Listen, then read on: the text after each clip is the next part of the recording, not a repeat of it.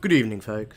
And just before we go live here for the latest episode of the Pop-Up Powerbomb podcast, just wanted to show off my GoFundMe at the start. $140,000 goal for me and my kids. Of course, you can read the story if you don't know my story and everything behind of what's gone on as I've been helped through hell and back. Anybody that's gotten close to me or gotten to know me understands what I've been through and knows what I've been through. We've raised $460 so far, and we're continuing to raise funds as we can see. But I just wanted to thank everybody, of course, that's continued to share this out and spread the word, and anybody that's donated already or donates in the future. Even if it's just a couple of dollars, everything helps go towards the cause, and it is a good cause. Helps me get back home and helps me bring my kids with me and start our lives with Trinity that's running the GoFundMe. So I appreciate and love everybody, and again, cannot thank you all enough. Very, very grateful.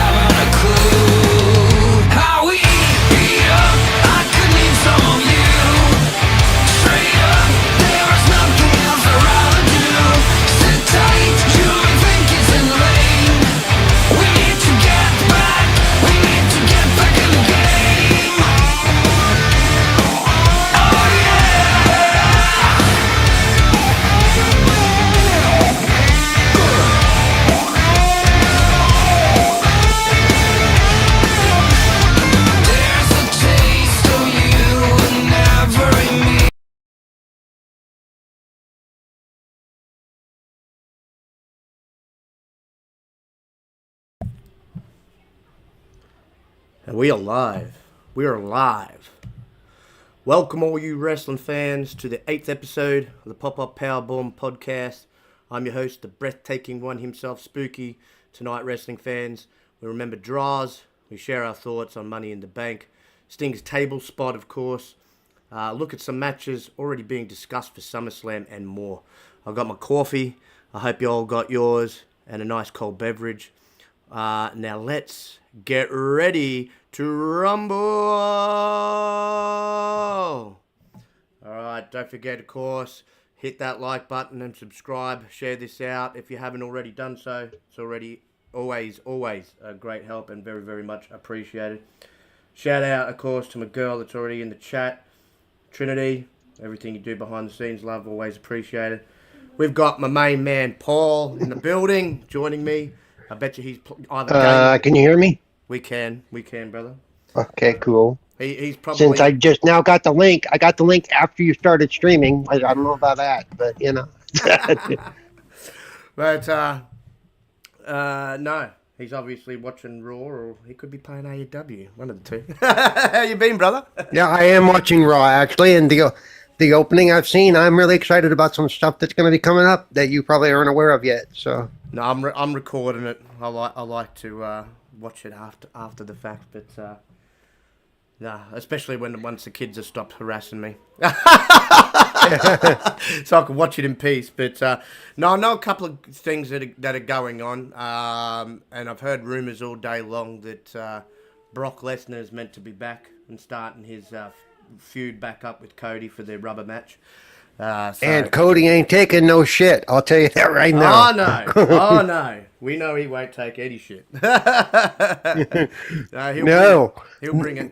And we know he's got to go over Brock to end this trilogy. Yeah. That's kind of evident. Yep. I think they've turned the corner with Cody. Instead of him always getting cornered and beat down, I think they've turned the corner with him. Yeah, I think he's going to start winning more and more. Yeah, and I think he needs to be the one to whoop some ass too. You know what I mean? Yeah. Especially, and I think that's where they're going. I think that's exactly where they're going with it. Yeah. No, I think it's good to see.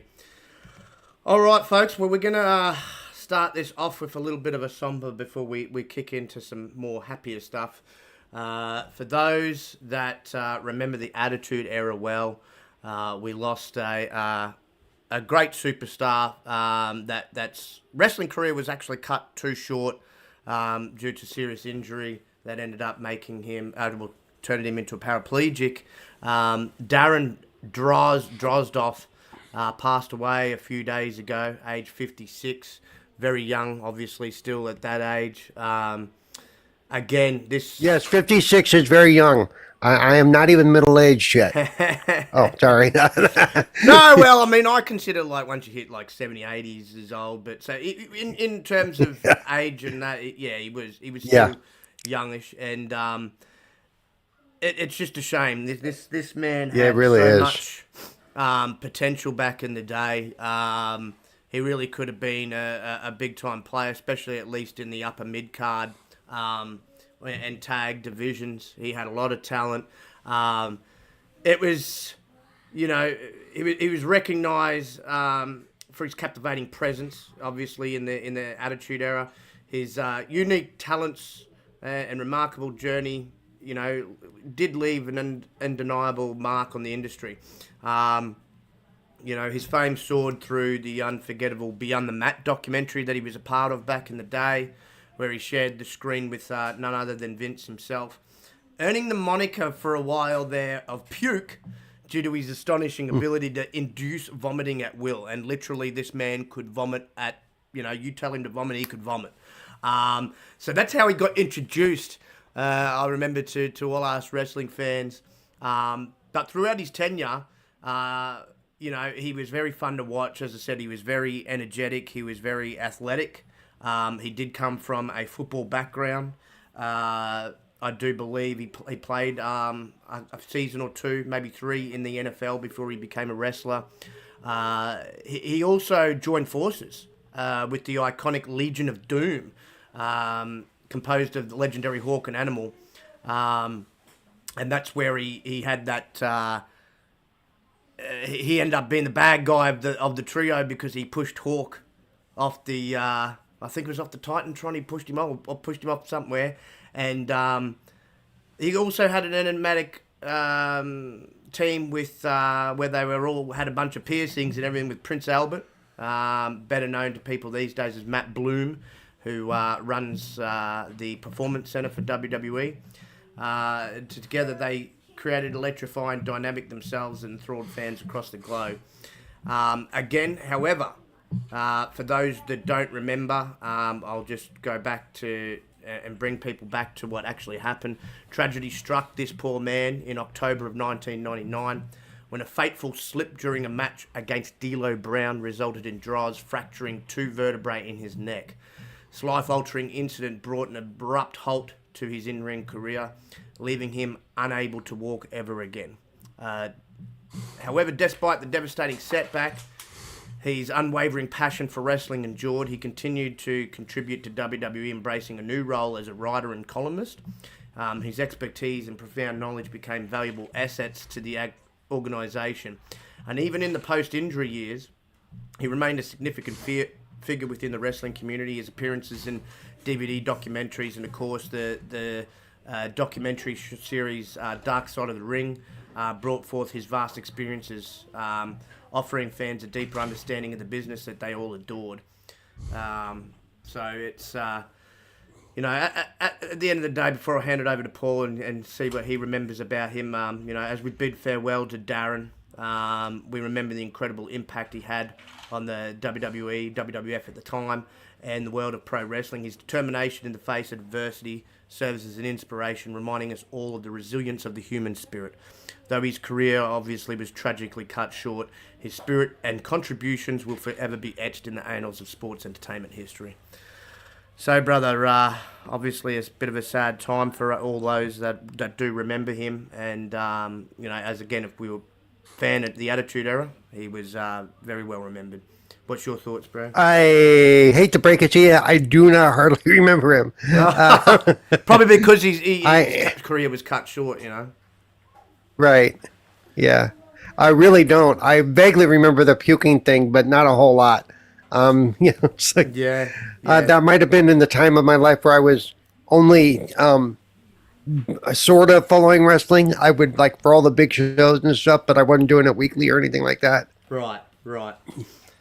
So, yeah, it's still sad to say, and it's sad to, but it shows that, yes, it's a choreographed show, right. But it's still a dangerous thing that they do.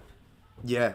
I mean, his career got cut short the same year that we lost Owen Hart. That was 1999. I was going to say that the timing, the timing was pretty. Yeah. And as I said, apart from the puking gimmick, most fans remember him as because he ended up becoming the latest member of the Legion of Doom. That was at a time that Hawk was away. Hawk was having, in the real sense, alcohol and popping pain pills issues, and so they wanted to still continue the Legion of Doom. So they introduced him, and he teamed up with Animal for a while, and then Hawk got clean for a bit, so he came back, and they started. That was probably the most iconic part of his career that I really remember too, is the story between him and Hawk, and they would go back and forth, and Hawk was like, well, I'm the original member, who are you? And they did a big conspiracy about, where Droz was trying to turn Animal against him, and then he took Hawk out. As I said, I'm pretty sure he threw him off the top of the Titantron or something like that. He had a really good few-year run there. As I said, he should have had a lot longer run, and it really sucked. Hey, what's good, Dre? What's good, bro? Good to see you, man.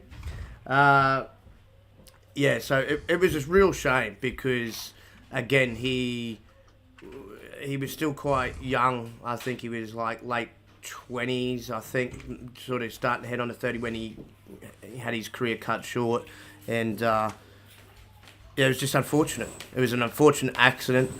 D'Lo felt terrible.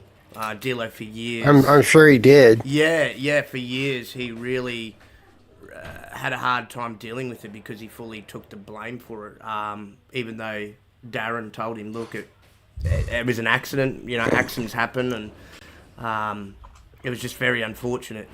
And so what could have been, is what I look at. He could have had, 10, 15-year career, and he didn't. But he was around at a really good time, though. That was really in the prime of the Attitude Era, and he got to live that. And as I said, they even after the crushing blow, he ended up going and taking a backstage role for quite some years, and was a writer for them, as well as a columnist. So, well, that part was cool. The part that once he was injured, he was still able to find a place. Yeah, yeah. Vince did him right in that sense, and you got stories out there where Vince does people wrong, but he also does a lot of these guys right, and he did do right in this instance, which is a shame that in the same year that he didn't do right by Owen, but yeah. Right.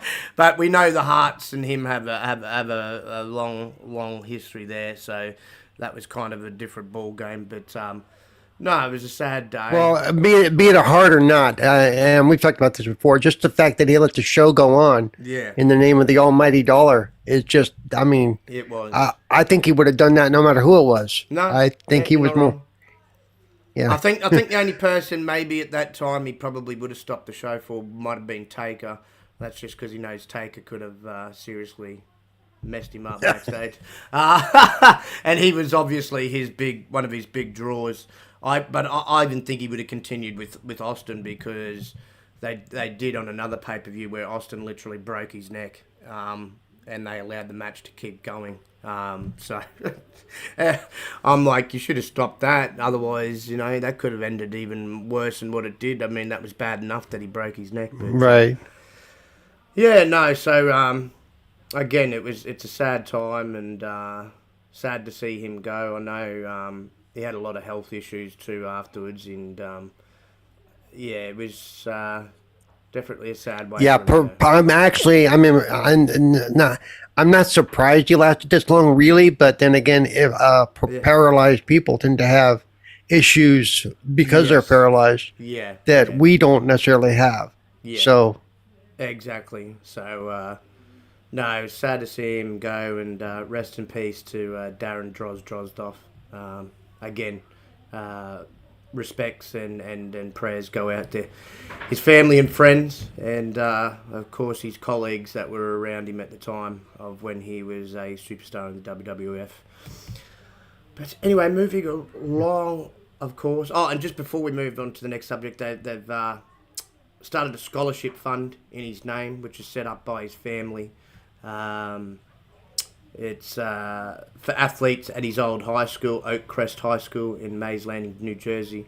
So they've set up a thing there, and people can donate, of course, to the scholarship fund, and that'll go to scholarships for children that can't and kids that cannot afford to sort of pay for the cost of that. So no, that was a wonderful thing, and yeah, he's got something in his name now.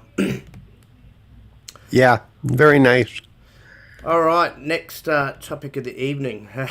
This was interesting and it was bad, and I've got some comments here from Bully Ray. So God bless Sting, but damn if at 64 years of age, I don't know if he should be jumping off ladders from inside the ring to outside, because he can put his tooth through his lip by hitting the second table. He really didn't set it up all that well. I think the tables probably should have been a little bit closer to the ring for him. And of course, Sammy should have been laying more so on both the tables instead of just the front table. I think that's why. So there's a couple of things there that messed it up. But during his latest episode of Busted Open Radio, Hall of Famer Bully Ray discussed Sting's ladder table jump, which took place on Dynamite last week, and how it could have been executed better. He said, "This is an individual thing amongst wrestlers. If Sting felt good enough to go out there and do what he did last night, it's all on him, obviously. Nobody forced Sting to do that spot last night. That was all Sting. Might have been suggested, in which Sting can say yes or no, or Sting could have suggested it. If I was there, I would have given him some different advice on how to dive off those ladders onto the two tables. You never want to shoot for the first table, you want to shoot for the second table. Sammy should have been rolled out onto the second table, and to be honest, it's not a two-table spot, it's a one-table spot. If you saw the way Sting landed on one table, he landed perfectly across Sammy, but then having the table on the other side, the second table, is what Sting's chin wound up hitting on the way down. And it initially looked like, when you seen it, until you slowed it down, it initially looked like because Sammy brought his knees up, so it actually looked like Sting's jaw hit Sammy's knees, but it didn't.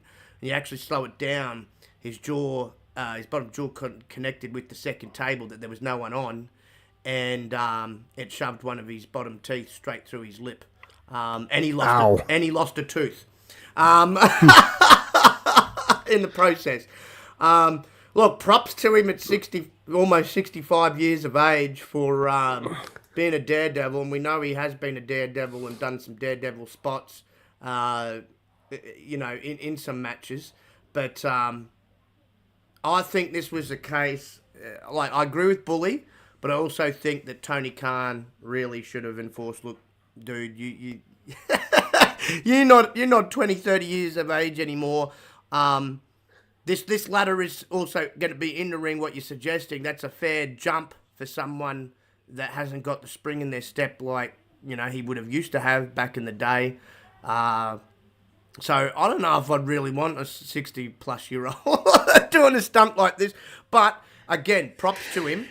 I love Sting. Props to him for doing it. And we know he doesn't wrestle all the time either. So, but this could have definitely been a lot better executed. What's your thoughts, brother? Well, I don't think you can say Khan should have said something, but who's going to tell Sting not to do something? Right. I mean, even Vince isn't going to try to tell Sting not to do something, No, because exactly. They actually have a good relationship, So now, because I do agree. Sting wanted to do it. Sting knew the risk. Yeah. I think it could have been executed better, and we don't know who did, was he supposed to be laying on the second table, not the first? Right. Because the idea is to overshoot your target, not undershoot. Yes. That's what that's all about. Yep. Indeed. Yeah. That way, if you do undershoot, you're still good. Yeah. So, I mean, like you said, though, more props to him, man. 64 years old doing that shit. I know, man. Crazy. Now, it may, being 64, that may or may not have been his original tooth anyway. So, that's a possibility. That's a possibility. I doubt we'll see him do it again. If not, this is a great almost final match or whatever. Really, I mean, if you're going to go out with a splash, literally. Yeah. No, I mean, I enjoyed that match. It was a fun match to watch. It was. And to see him do that was just like, oh my God, he's not really going to do that. Oh my. Now our colleague that isn't joining us today. Shout out to Josh because he's got family things going on, but. He usually say, oh, no, because he doesn't really like these old guys still wrestling. But Sting, just like Jericho, can both still go. I mean, 64 years of age, he's still in great shape. Yeah, sure. Yeah, I was going to say he does not look 64 physically. No. Sure, he's slowed down. That's evident. That's to be expected. But he's still putting on a great match. He can still do a lot of things. He still sits down fully with the Scorpion Deathlock. And I thought at his age, he may struggle a little bit with that. I started thinking, with the amount of bumps and everything, even to his legs and that. Well, you know what I think it is? I think he's never slowed down working out. He's never slowed down. He hasn't, man. Being, doing stretches and being flexible. No. He's never let himself stop. No. So that's why. Even at 64, he can still do that and not look like he's in intense pain. But I would have again. I think if they had brought the tables a little bit closer, like me and you've discussed, and Sammy was laying more so on the second table, that would have allowed Sting to sort of aim up a bit better, because that's what Bully was saying. You got to aim for that second table, not the first table, and. I just think it was a little bit too far of a way for the jump for him, so that's why I think they needed to bring him closer. If he was 30-year-old Sting, he probably would have made that jump. Probably still messed himself up because then you'd turn around and say the only thing that could have been changed is Sammy's positioning again. Right. So a little bit, as I said, is on Sammy. He should have known better. He should have positioned himself a lot better. Even if he was positioned on both of them, so his legs on the first table, the upper half's on the second table. But no, definitely. Well, part of it is too they have to take both wrestlers' positions into account, because if you put him in the wrong position and Sting overshoots, he could end up laying a knee into what's his name's head. It's like. Yeah. I mean, we know Darby probably easy would have made that jump, easy. But. For Sting, I just think everything needed to be brought a little bit closer. And another thing, like Bully said, it really shouldn't have even needed two tables. It should have just been a one-table spot. You put him on that table, and then Sting just jump out, and that would have been fine. So hopefully in any matches in the future, They work it out a little bit better. When I saw it, I thought, well, maybe they did 2 tables because by having 2 tables together like that, they were actually able to weaken it more than they normally would have. Yeah. I mean, that's also true as well. So yeah, no, I mean, hopefully again in the future, because he's still going to have a few more matches. He has come out and squashed rumours that people said, oh, he's going to have his retirement match at the All In pay-per-view because it's going to be huge. He turned around and said no. Him and Tony Khan have had discussions.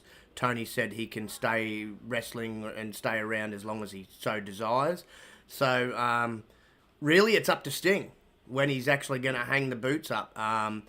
He keeps going back and forth. Like, 1 minute he's saying that he'll retire once his contract's up at the end of the year. Now it's gone back to he's just going to play it by ear, I guess you could say. See how he's feeling. He may literally wrestle until he absolutely cannot. Yeah, he may be one of those guys. Hey, Steve. And even then, he may stay involved by staying in the writers' room or exactly, doing the guest ref stuff or whatever. Or hell, put him at the table. That's what they used to do. They used to, Yeah. Shout out to Sarge. Sarge is in the chat. But no, exactly. He'll keep going until the wheels fall off, basically. But the thing, is, like I said, the big difference is between him and Flair is, like I said, Sting's kept himself in a lot better shape. He eats better than Flair does. He's never really had any major injuries compared to a lot of other guys. Like his whole career, he's never really had long periods of time off at all. And one of the differences with Flair is Flair lived his persona. He did. Hey, what's good, Carlo? Even if it wasn't really him, he tried to live that persona, which is, that's a hard way to live. Yeah, exactly. Yeah. I'm waiting for Carlo to name you your nickname in the chat. Oh, don't get him started. And where there's a Carlo, there's a PK not too far behind, folks. Maybe. They might all come in. By the way, I do have my AEW character ready to go. If Yobi ever wants to go at it, so. Right, and we got to get filmed that so we can air it in the background on this show. For sure, that'd be awesome. But yeah, no, it definitely is good to see him still go, especially for us guys that remember him in his prime, obviously, and he's got a huge imprint on the business, his huge legacy, and I think even after he does hang it up, like you said, if it's not the writers' room and that, I could definitely see him as a road agent or even a trainer at their facility to help younger guys come on. He's got a wealth of knowledge, that they can scratch his brain on, and he's, of course, you hear it from all the young guys. He's very, very approachable to ask any type of questions. He's exactly like Taker. Is he the oldest active wrestler out there now at 64? Yes, I'm pretty sure. Now that Taker's if he's not, it's got to be really close. Now that Taker's gone, now that Flair's definitely gone. Oh, as far as we know, he's definitely gone.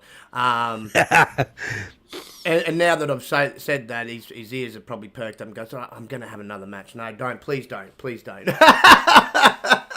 We love you, Rick, but your days are gone. And look, I'm not going to be too harsh even on him. Like that final match, if it is indeed his final match with Jay Lethal, look, we knew Jay was going to carry him, but he'd purposely trained with Jay leading into that match. And I even think at his age, and even though he was out of shape and out of ring shape and that, he put on a half, I won't say decent match, but a half decent match to say farewell. Right. And he still was Ric Flair, you know what I'm saying? Like he was still doing work. And he definitely did better than Vince did in his last match. So yeah, he did. I wasn't expecting him to be as good as what Sting still is, but he did well. And I think wrestling someone that he was comfortable with, and as I said, they trained for months, and he did for that match. There was videos out there of him working out, push-ups, sit-ups, in the ring, running the ropes and everything. So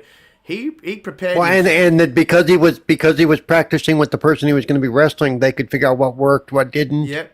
Yep. Okay, you can do this, but only do it so far, so you don't break me. Yeah, You I know was glad. I was glad that. that I didn't see, because he'd done it for years, and I know it messed his back up. But I was glad not to see him when he gets thrown. You know, he used to get thrown into the corner and he'd flip on out to the bloody ring rope, and then Right. and then someone would clothesline him, and so he'd hit the hardest part of the ring then with his back. Yeah, I was glad he didn't do that. Just for his sake. But I mean, it was great to see him apply the figure four. Still, he still has the chops. Like the chops that wasn't going anywhere. You know, he'll be chopping people in his coffin when he goes. You know, he'll be chopping away. Like, and he's always had some of the hardest chops in the business. He always lights people's chest up with that. But no, good again. Good on Sting, and again, I just hope in any matches in the future that they just better organise it and position things, and hopefully then he doesn't bust out any more teeth. Yeah. All right, on to the next topic of the evening. Of course, Money in the Bank discussion and thoughts. Now, I already put a post out there. I didn't really like. There was a couple of things I liked. I'm not going to say I hated everything, but definitely probably was the worst pay-per-view this year, in my opinion, outside of... Oh, shit, you were serious. Okay, because I thought I liked it pretty good, actually. But No, I was serious. And the thing is, the only thing that made it seem like it was a great pay-per-view was the fans, was the crowd. The crowd stayed hot. And usually it will over there in the UK. I mean, they only get... they only get these, you know, live events every so often outside of the States and that. So you kind of expect the fans elsewhere to really bring that energy. And they did the whole night, considering it was not WWE's, you know, best pay-per-view this year. Even match card wise, it wasn't. And of most recent, it felt down for me. That's why I gave it only a 4 out of 10. As I said, there's a few good things, but before we get into that one good thing, now this has nothing to do with the match or anything like that, but John Cena showed up. That was a bit of a surprise, and we were all wondering at first, what the hell's he doing here? You know, what's going on here? WrestleMania London is what he's pushing. Which I'm all for. So he came out and he really got them going with it. You know, and the thing is that the deal is that London, because, you know, looking for tourists, obviously, London, you know, is number one tourist city in all of Europe. And they don't need to pay WWE to bring in tourists, obviously, because they're going to get tourists, you know, at will anyway, but it's going to be interesting if they can do this. Obviously, it'll be an afternoon pay-per-view in America, which works out fine, I think, with the time and everything. But the point is that London doesn't want to pay, even after Cena did this. They didn't want to pay for that pay-per-view last year, and that's why that pay-per-view went to Cardiff. But WWE does want to do WrestleMania there because the audience is so great. They could do a great gate, but they want the city to pay them to bring WrestleMania there. So this is, with sending Cena out there doing what he did, is a way to kind of use that to tell the city, hey, you know, we can do this.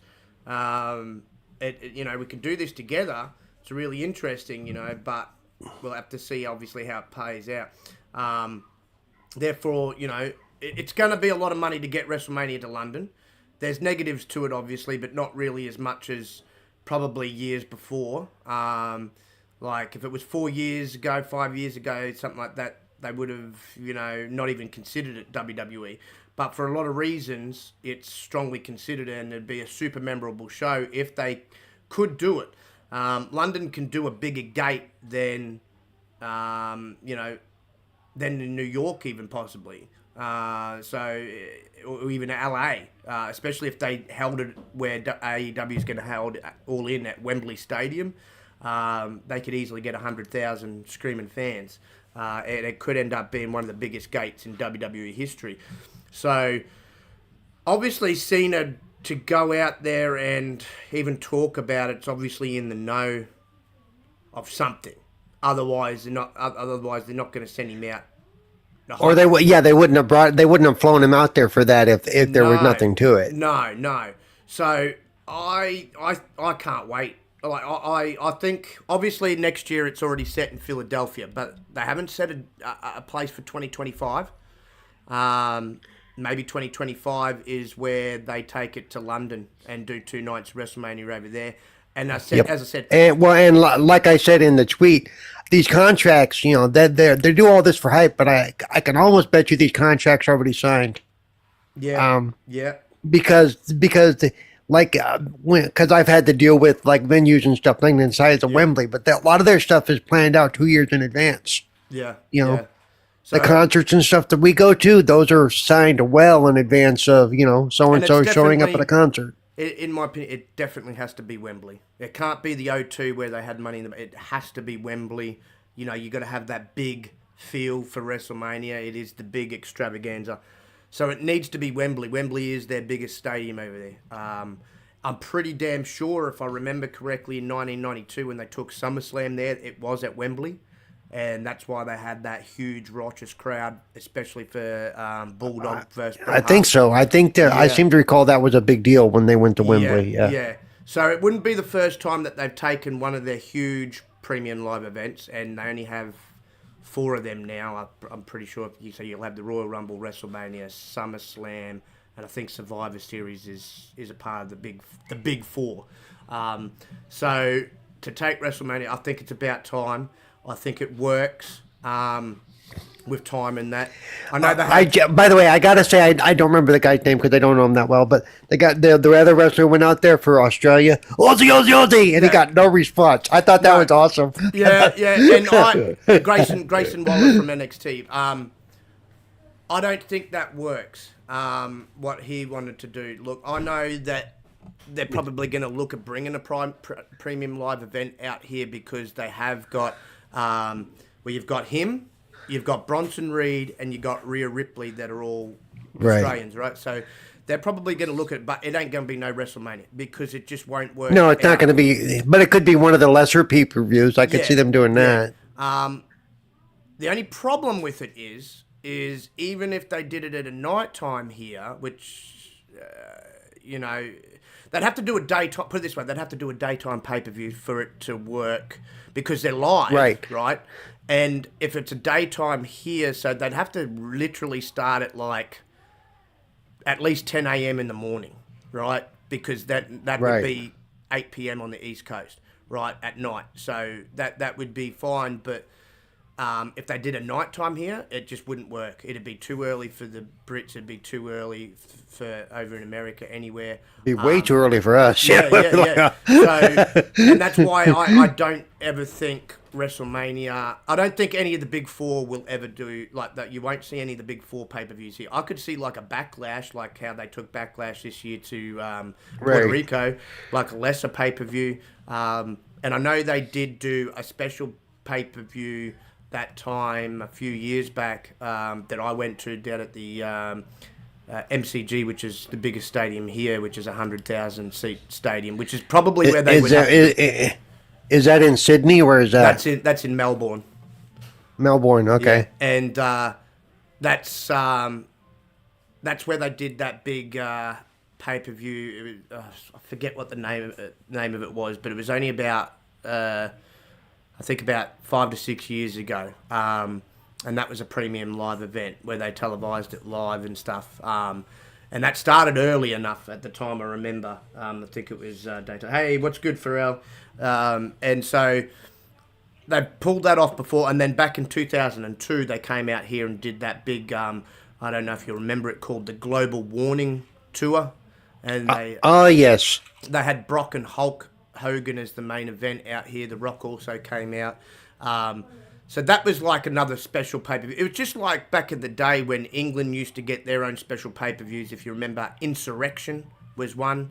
They had like these special ones that they'd put on. It wouldn't be any ones that would usually be on the 12-month, calendar. But Okay, so apparently in 2016 they did an NXT brand taping. Yeah. Yeah, at Melbourne's. They did. Court Arena. Yeah. So and that again, that's on obviously a smaller level again, but no, London works, and hopefully within the next, well, as again, it won't be next year, but 2025, 2026, they're going to take it to London, and if you're a British fan, get ready to scream your lungs out. But on to the actual pay per view now. Just for me, again, the only reason I felt a bit down about it is I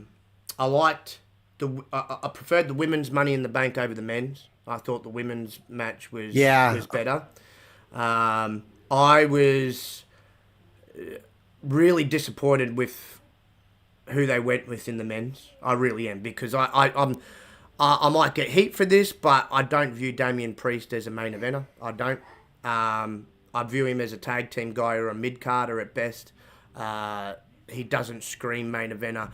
I kind of hope he cashes in on Seth and loses. I just can't see it. I can't see it. Well, to me, he's a lot like Mysterio. Rhea carries them. Yeah. Rhea's personality carries them. I didn't get him winning. Look, if you weren't going to give it to LA Knight, then it should have been Nakamura. Nakamura, to me, does look like a main event. So does LA Knight, kind of evidently. Heck, I'd go as far as saying, look, I'd give the rub to Escobar and start pushing him, because he could be a main eventer in years to come, because, he can talk on that mic, he's got charisma, can wrestle really well in that ring.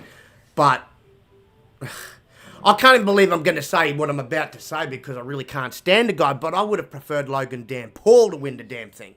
Right?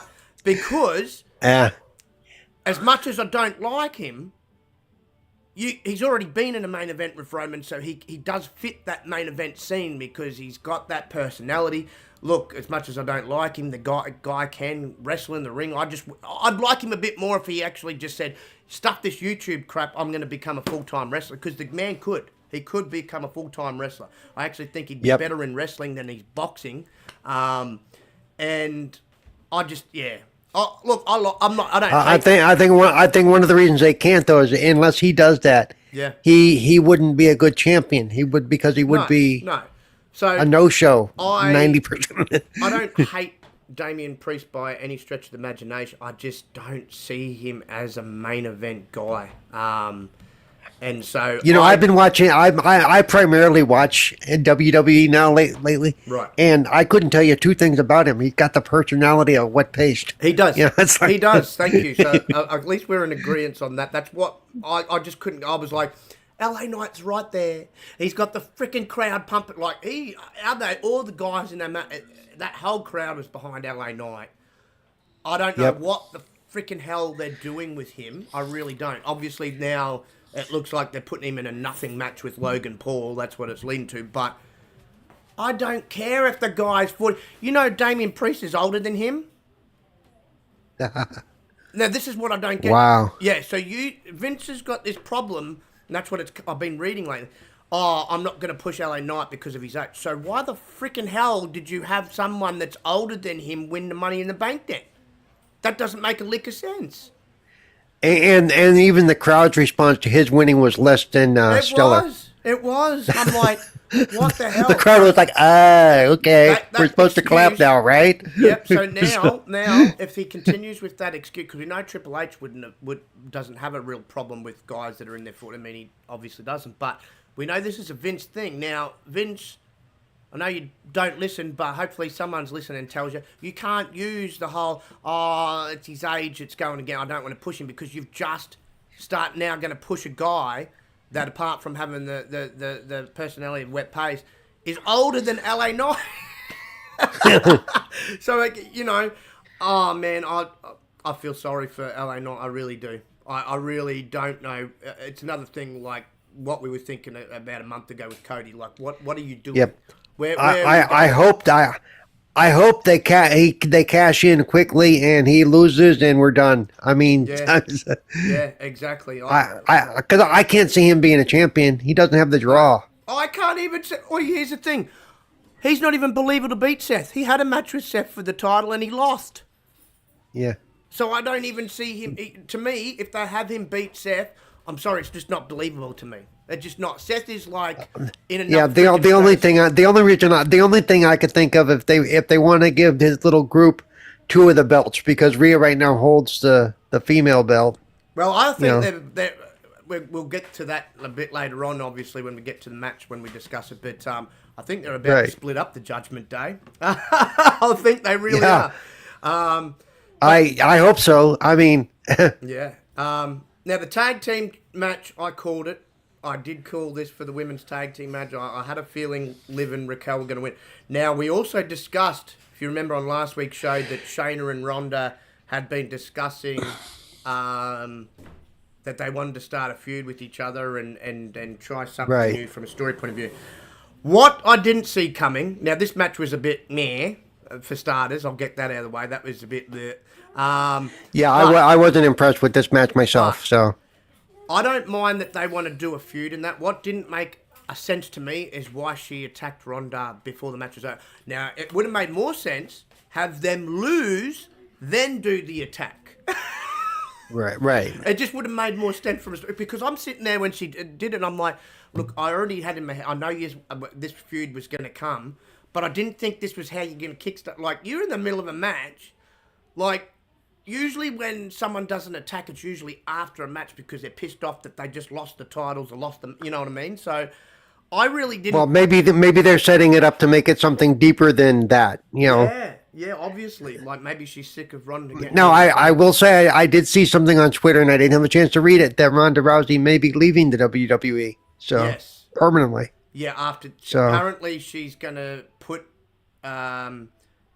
she's going to put Shayna over and she's going to leave because I know one reason is that she I think she's self-aware in the sense that she knows that she really can't do this. I don't think her body's taking it real well either because she's had a few times because she messes up that she's injured herself and...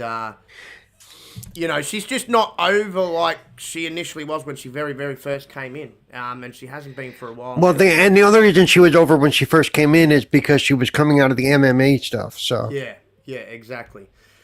It was her name more than her talent. It was, you know. The next and to me, she's a tarnish on the Rowdy name. Sorry, sorry. That's the way I feel. She is. No, I agree with you. The Intercontinental Championship match again for me was just was not that good. I thought it could have been better, but obviously they were playing Riddle with his ankle and that. But it was what it was. It was nothing to really talk home about. Great to see Drew Mac return though. That was a nice little. Yeah, I actually think he could be the one now to dethrone Gunter. Possibly. It'd make a lot of sense. It definitely would be believable with Drew Mac. And then, of course, that followed up with Cody versus Dominic. Now, I'll actually say that I love the crowd in this. I love that they were yelling out Dominic's a wanker throughout. I thought that was awesome. Yeah, I thought that was funny. Cody had to carry him throughout this match. Rhea kind of played her part. It was a half decent match, but again, it was just a nothing match for Cody on his way back up to the top. Yep. But it showed one thing that I'm proud of. Again, that they're switching up what they're doing with Cody. Yep. They're not having him to lose to interference crap all the time. No. Because remember, for the 2 months leading up to this, every match he lost was because somebody got in the way. Yeah. You know? I will give Dominic one credit. I did love his facial expression when Cody took off the cast. Yeah. And he tried to run away. Oops.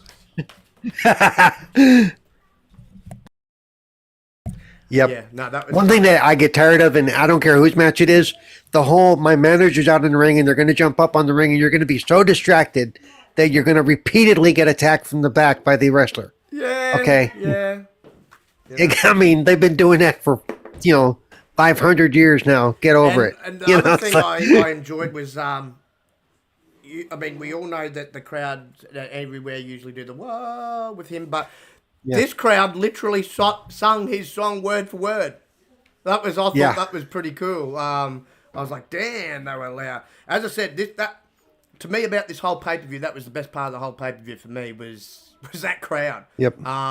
That crowd stayed hot the whole night, and even though I didn't really like the pay-per-view and gave it a 4 out of 10, I did credit that crowd. That crowd, it kept you interested because they were lively. They were really lively.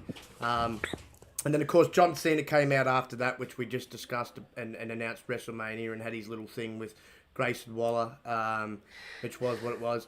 The women's Money in the Bank ladder match was my second favourite match of the evening. I thought that was well-paced. I thought they had better spots than the men's. And I said it was going to come down to one or two people, and it did. EO taking it out. Which I kind of felt was... I gotta say, the handcuff thing that was cool. That was funny. That was funny. That was a neat way to end that match, though. Yeah, it really was. Think that's also will be the start of the breakup of Damage Control as well, because I think Bayley's going to end up turned on her now, and EO's going to go babyface. And which makes sense. EO's been babyface before, and with her high-flying style, high flyers do get over pretty well as babyfaces. But I thought the whole match, and we say it, and we discussed it last week, Zoe, Becky, and Trish all took each other out. I had a feeling that was going to be the case. I was like, none of those three are winning it at all. Zelina Vega, I thought had some beautiful spots during that match. She did so well. She's a little as competitive out of all the women, but she had that one spot off the ladder, which was just insane. So props to her. She is a fantastic little wrestler. I always enjoy watching her. And that was probably my second favourite match of the evening. That was really well done. Yep. And like I said, I like the creative way they ended it. It wasn't your normal end of a ladder match. Everybody just walked out. It's these two are handcuffed to the ladder and they can't get up there. So, I just found that creative. I don't know if they've ever done that before, but I thought it was very creative of them to do that.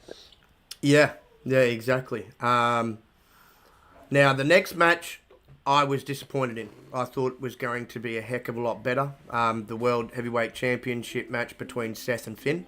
I don't know exactly what was going on. The pacing felt a bit off. They put it this way. They've had better matches between each other before. This certainly was not one of them. It just, I don't know, it's something completely felt off about this, and I don't know if one of them was carrying an injury or something like that. I thought the ending was probably the best part of it, once Damien came out and you had that sort of, Seth looking at him and then Finn getting distracted as well. But the match itself was just not as good as I thought. I thought it was going to be a 5-star match with these two boys, and it just wasn't. Well, I'm wondering when either one or both of them flew in too, because that whole jet lag thing is real. I thought they were a bit rough. They looked a bit tired. Yeah, that probably was another thing that played into it, because, like I said, we've seen matches between these two before that they've stole the show because they're both fantastic wrestlers. But right. For some reason, the pacing and just everything about this match just didn't do it for me. I expected better from them, and again, it was probably, maybe they're both a little bit messed up right now for injury, plus jet lag. And I don't think they were really given a heck of a lot of time, too. It did feel a bit all rushed as well. So right. There was that, too. And then... of course, the last match of the evening was my favourite match of the evening. Not just from the wrestling, but the story that was told in that ring between the Usos and Roman Reigns. And me and you predicted it. We predicted it. Roman got pinned. I freaking loved it. Roman got pinned. First time in 3.5 years Roman's been pinned. So. And you know what's funny? I went back and watched an old clip. He got pinned the same way when he was... it went all the way back, this clip, to when he was in the... what was the group that was him, John Mockwell, Dean Ambrose at the time, Seth Rollins. What was that group? The Shield, right? So they had a match. Oh, yeah. Right? They had a match against the Usos back in the day. And the way that the match at the pay-per-view ended, with them super kicking him and then Jay flying off the top, he did that and he was the one to pin him, and he still had long hair at the time, Roman back then. So I thought that was very fitting too. I was like, damn, you could go right back and include that in the whole history of how the ending of this match played out. But the pacing, again, was so spot on. The facial expressions from everybody in the match, even including Solo, who usually is very straight-faced. Right. Paul Heyman was brilliant on the outside. Always loved seeing the shocked look on his face. Paul Heyman just looked like he was stunned 90% of the time. Yeah, he did. He looked like a stunned mullet. And again, but I did like his whole. He wants to eat at your table. He wants to be at the head of your table. He wants your kids to. He wants to be the. I'm like, wow, dude, you are. The fans started a thunderous, loud "Stand Up If You Hate Roman" song that they were chanting, and then they switched it to "Sit Down If You Hate Roman," so they sat back down. They were right. The crowd during this match just made it even better. They really did. Yep. And again, I can't say enough. As much as I really didn't like the pay-per-view too much, I can't say enough about the crowd. The crowd was phenomenal. But this was such a great match, and it was the best way to end it, to continue the story now. Because I was going to say, because apparently the story is continuing on Friday with the they're going to do trial or whatever. Yeah. And I think now, I don't think he's going to beat Roman, but I think the SummerSlam match will be main event Jey Uso against Roman Reigns. I think that's what we might get at SummerSlam. That'll be wild. I mean, don't get me wrong. Look, I would love, because I know there's been talk that they want to push him as a singles guy, even if they don't completely split him from his brother, and he still does the tag team stuff too. But out of the two of them, he seems to be the one that's going to get the singles run. And I would love for him to be the one to dethrone Roman. It would, look, from a story point, it would make a lot of sense. It started with him, when you think about it, the whole bloodline where he got... And isn't it the whole, Roman, we've been setting you up to be the head of the table. We've been setting you up to take over after me. So, hey, okay, let's go there. Let's do that, Yeah. But let's not do it after Roman. Let's do it through Roman. Let's go, Yeah. And I think... What is it like they always say? To be the man, you got to beat the man. That's exactly where we're going here. Yeah, exactly. So, I don't think it's going to happen, but I would love to see them give Jay the win. I really would. By the way, I would have given this pay-per-view another point if Paul Heyman would have got punched in the face. I'm just saying. I would have loved to see him get super kicked at least. Like, come on. But no, yeah, I would put it this way. I would have gave it a 5 out of 10 if they had a super kicked him in the face. But yeah, look, they did this beautifully. They set up for the future and for SummerSlam beautifully. Look,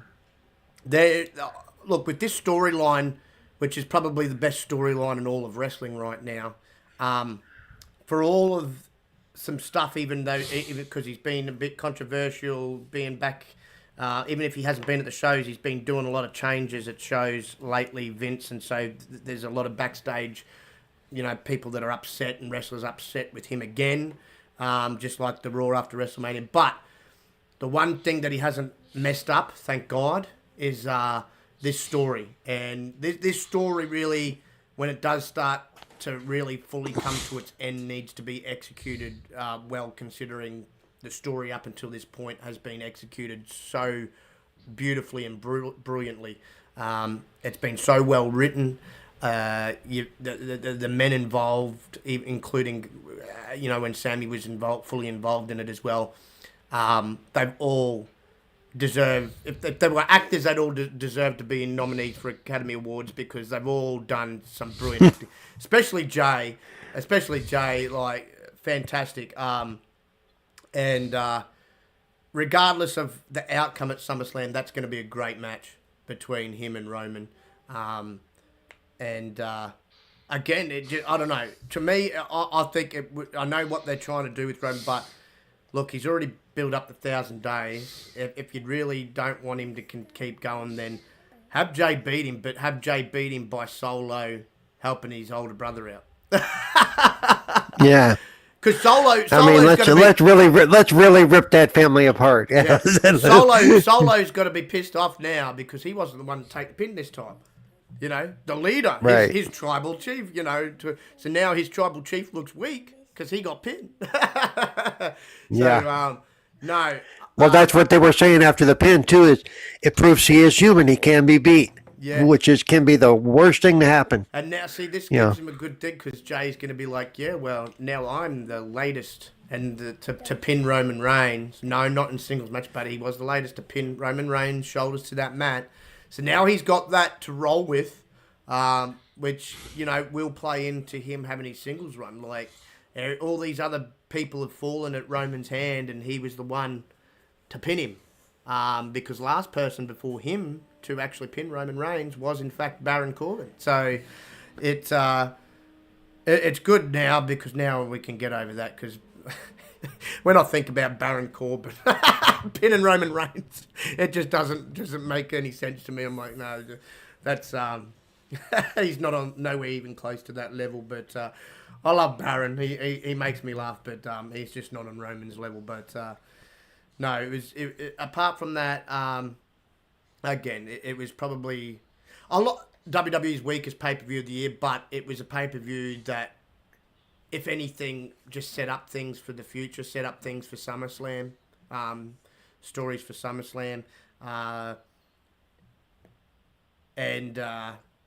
now we got a little bit more direction of where we're going. But it was good to see, as I said, it was about time. I said Roman needed to take a pin, and because it was a tag match, it wasn't going to hurt him to take that pin. It just plays into the story, but it doesn't hurt his singles run. He's still technically undefeated in his singles run over the last 3 years. So right, but like I said, it does show that, for story purposes, it does show that he can be beat. It does. Yeah. So just before we go to the next time, all in all, I mean, what was your rating on the pay-per-view, say, out of 10, or even a grade out of ABC? I would say for me it was probably a 7. Seriously, yeah. I was a little bit more nicer about it than you, though. After you pointed out some of the weaknesses, I can see them, but still, I enjoyed them for what they were. Like you said, the women's ladder match was way better than the men's, and I think the ending was more proper. Yes. Yeah. I don't know what their plan is with the Latino Heat here is, or whatever they're, Well, I think Cody kind of said, what he said, he's mummy's little boy, he's not a man. Yeah. And when you see tonight, you'll see that they're going all kinds of places. I'm really not sure where they're going with some of this now. We're going to have a couple of weeks to figure it out, but, Yeah.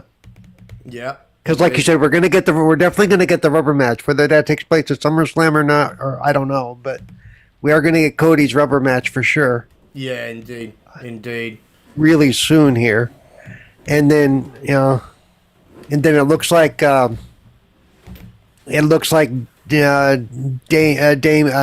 Damien, what's it, Mysterio. Yeah. The moron boy.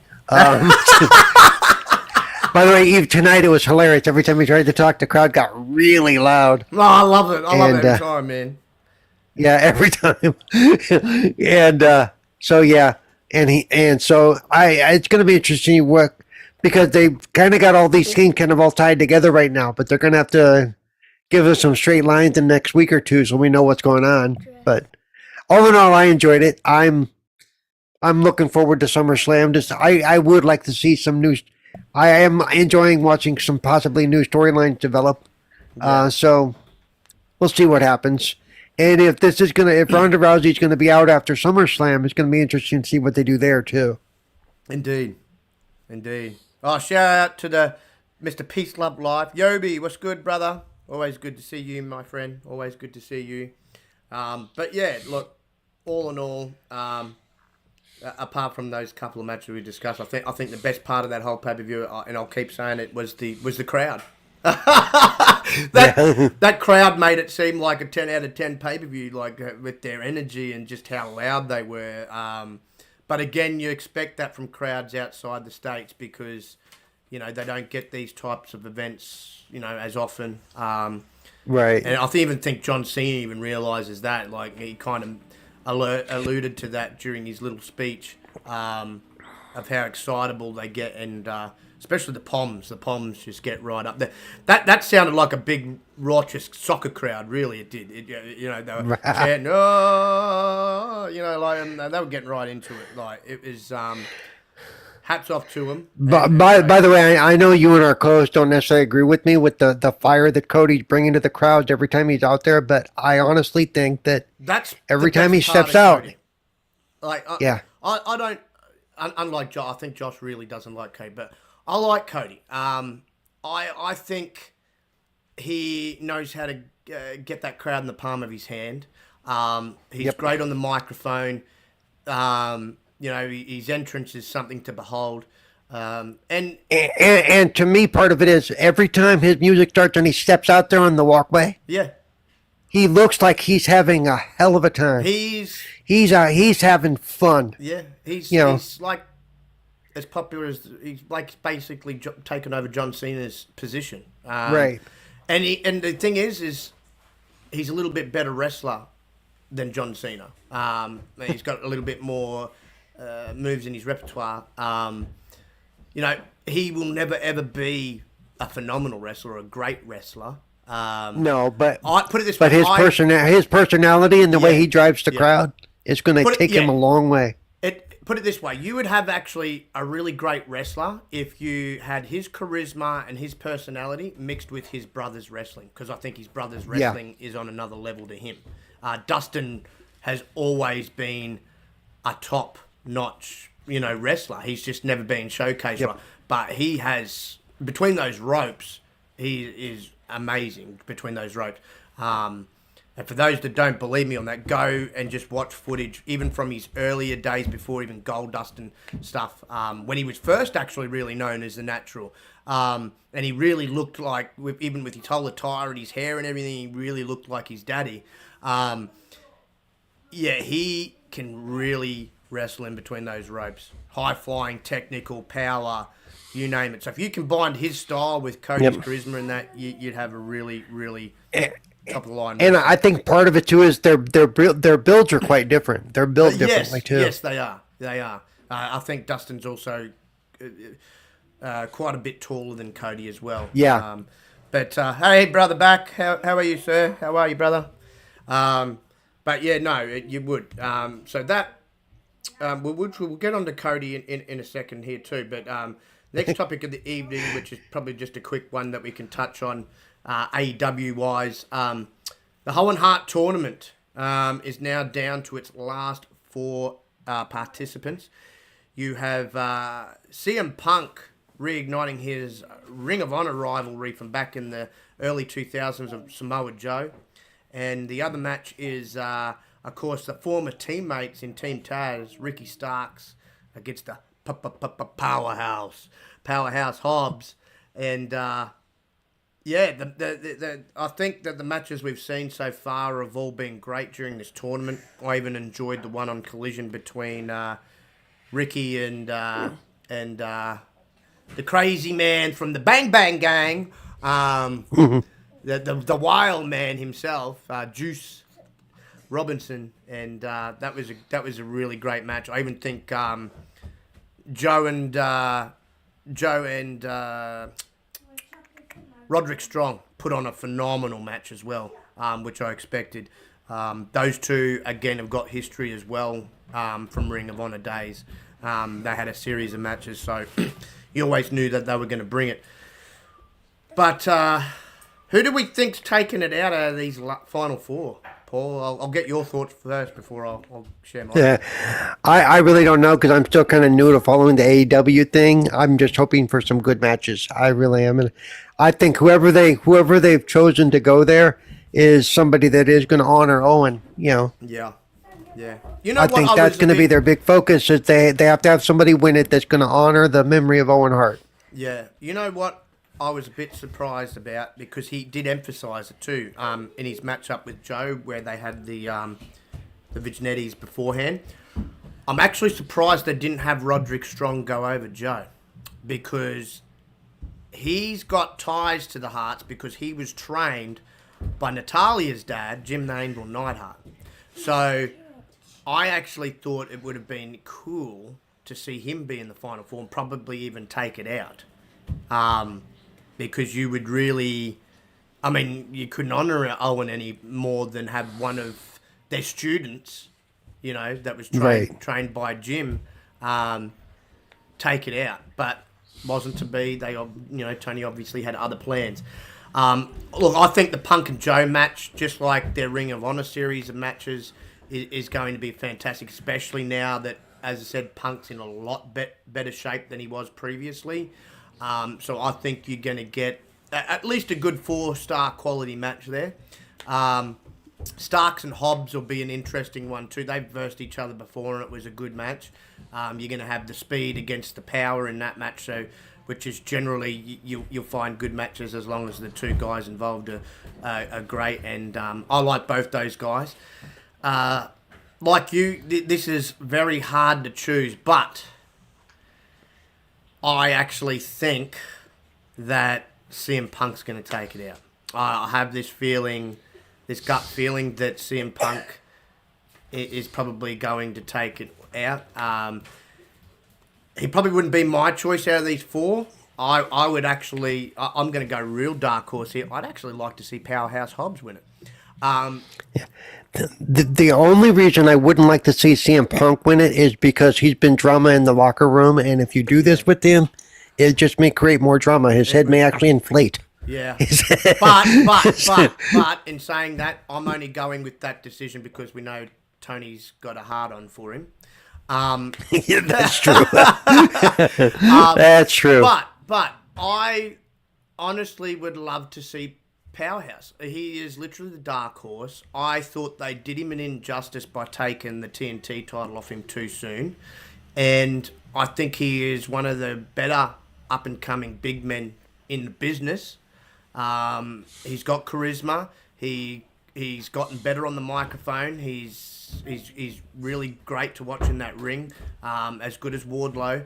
And I don't know, I just like to see him get that rub. I think it would do him winning the tournament and having that cup, I think would do his career justice. And it's, you know, again, it's out of left field, especially against these other three guys. But my second choice it would be probably Ricky Starks, because he's another one I think needs that kind of boost and that rub. So honestly, I'd prefer to see one of those two win. Obviously, only one of them out of two because they're versing each other, so someone's going to lose. But that would be who I would like to see. But who I think's going to win it is, I just think and feel it's going to be. See, and personally, I don't think CM Punk represents what Owen Hart was as a person or a wrestler. I don't think he does. I think the other three do, even Joe. Because Owen Hart was a hard worker. I think all three of Joe, Starks and Hobbs are very hard workers, dedicated to their craft. I think they're honourable, just like Owen. Owen never caused any issues with anybody in any company, and we haven't heard any stories of these other three guys. Starks and Hobbs obviously being the two newer faces. No issues. Nothing's ever come out with issues. Joe's never had issues with anybody, even all the way back in Ring of Honor and TNA days. He was always talked about as a young locker room leader. So those three really, when you're thinking of Owen Hart, kind of, stand with his morals and, the way he carried himself. CM Punk is complete fucking opposite. Well, that's what I'm saying. If you really want to honor Owen Hart, it can't be CM Punk. No. But again, I just have this feeling that. Yeah, I know. He's got a boner for Owen. I know. Yeah, Tony's got a boner for him, and I don't know. I just get this feeling that that's the way it's looking. But hey, look, they might surprise us, and I may get my wish, and we might see Hobbs or Starks get it, or Joe for that matter, if they have Joe go over him. But yeah, we'll soon see. But look, I don't mind this Final Four. I just think that this kind of thing really should go to someone that really needs it. Joe doesn't even necessarily need that rub. He's at the tail end of his career, and he's done plenty. Everybody knows who Samoa Joe is, but having Starks or Hobbs win this, it kind of takes them to that next level. It actually does something for them, you know what I mean? And that's what I'm looking for. So if anybody at AEW is listening to us, which I don't know if they are, but if they are, come on, give it to Starks or Hobbs. They're the two out of these last four that really need it to, take them to that next level and help their careers out. And that's where I feel that this really. I know last year it was Adam Cole and that, but I think these kind of things need to go. It's like the King of the Ring. I think they need to go. It needs to go to people that need that rub, that need that boost to take them to that next level, that big kind of, win. And this is a tournament. Yeah. Well, and in this case, I think it's more than that. I think it's got to be a mixture of that plus somebody who's deserving of it and who actually represents Owen Hart. Yep. Yeah. Yep. Exactly. And again, before we go to the next, that's why I thought that Roderick should have beat Joe and been a part of this lump, because, as I said, he was out of the four of them. Then he was the one that was trained by him, so right. It just would have been fitting, but wasn't to be. But we'll see who comes out on top. Look, hopefully it's not going to be CM Punk, but I just get a gut feeling that's the way it's looking. Especially put it this way, if he definitely gets the win over Joe. Without a shadow of a doubt, I think he's going to take it out then. If Joe wins, though, then it could be anyone's ball game. So is this going to become a yearly thing, basically? Yeah. It is going to be a yearly thing. So, see, last year I was happy with the winner. I thought Adam Cole, again, never has any dramas with anybody from his Ring of Honor days to his New Japan days to WWE and AEW. Upstanding, good morals, always been looked at as a leader type, in the back, friendly guy. It fit. So that was a good winner. So to go with CM Punk this year would kind of be like, what the fuck are you doing? But anyway. Yeah, real quick, speaking of Owen, why isn't he in the game? Okay, that's what a lot of us are asking. He is. But you got to look it up, because I figured out how to unlock Brody Lee, how to unlock Paul White, and how to unlock... Owen. Yeah, I was looking for Paul White too, because he shows up in the story mode, but not in the... Yes, right. So just before we move to the next topic, I'll let you know, right? So okay. Brody Lee's the easiest one to obtain. He's an unlockable character that must be defeated, obviously, in Road to Elite, right? So to get him, you're better off being either Britt Baker, Cody Rhodes, or Sammy Guevara during the story mode, the Road to Elite. Okay. You must lose the Casino Battle Royal, which is the very first match. You must lose, so just stand there and get thrown out. Oh, I can do that easily. Yeah, yep. I can do that with one hand tied behind my back. All contests after that need to be won. So, right, and then you will get to a stage where it will, I think it's, what's it called, 1B or 2B, and you get a chance to join the Dark Order, right? And then you can choose yes or no. It doesn't really matter on it. and Right. then it will lead to a match for the TNT Championship against Brody Lee at a Full Gear pay-per-view. And then you just beat him, and then he becomes available in the shop for 30,000 in-game credits. Paul White is a bit of a... His is going to be excuse the language, a bit of a bitch to obtain, but what you've got to do to get him is... players must find his branch of the story in Chapter 4, called Block 4C, Who's Ribbing Me? Right? The story arc is randomized with another one in 3 chances of appearing, but players have successfully triggered the story with either Malachi Black, MJF, or Scorpio Sky. So you've got to be one of those 3 to trigger the story. However, for a better chance of getting the event with one of these 3, the players must be on a complete losing streak, meaning you've got to lose every single match leading up to Chapter 4. So, wow. Holy crap. The easiest and quickest way to do this and lose the matches is quit every match from the pause screen after it started.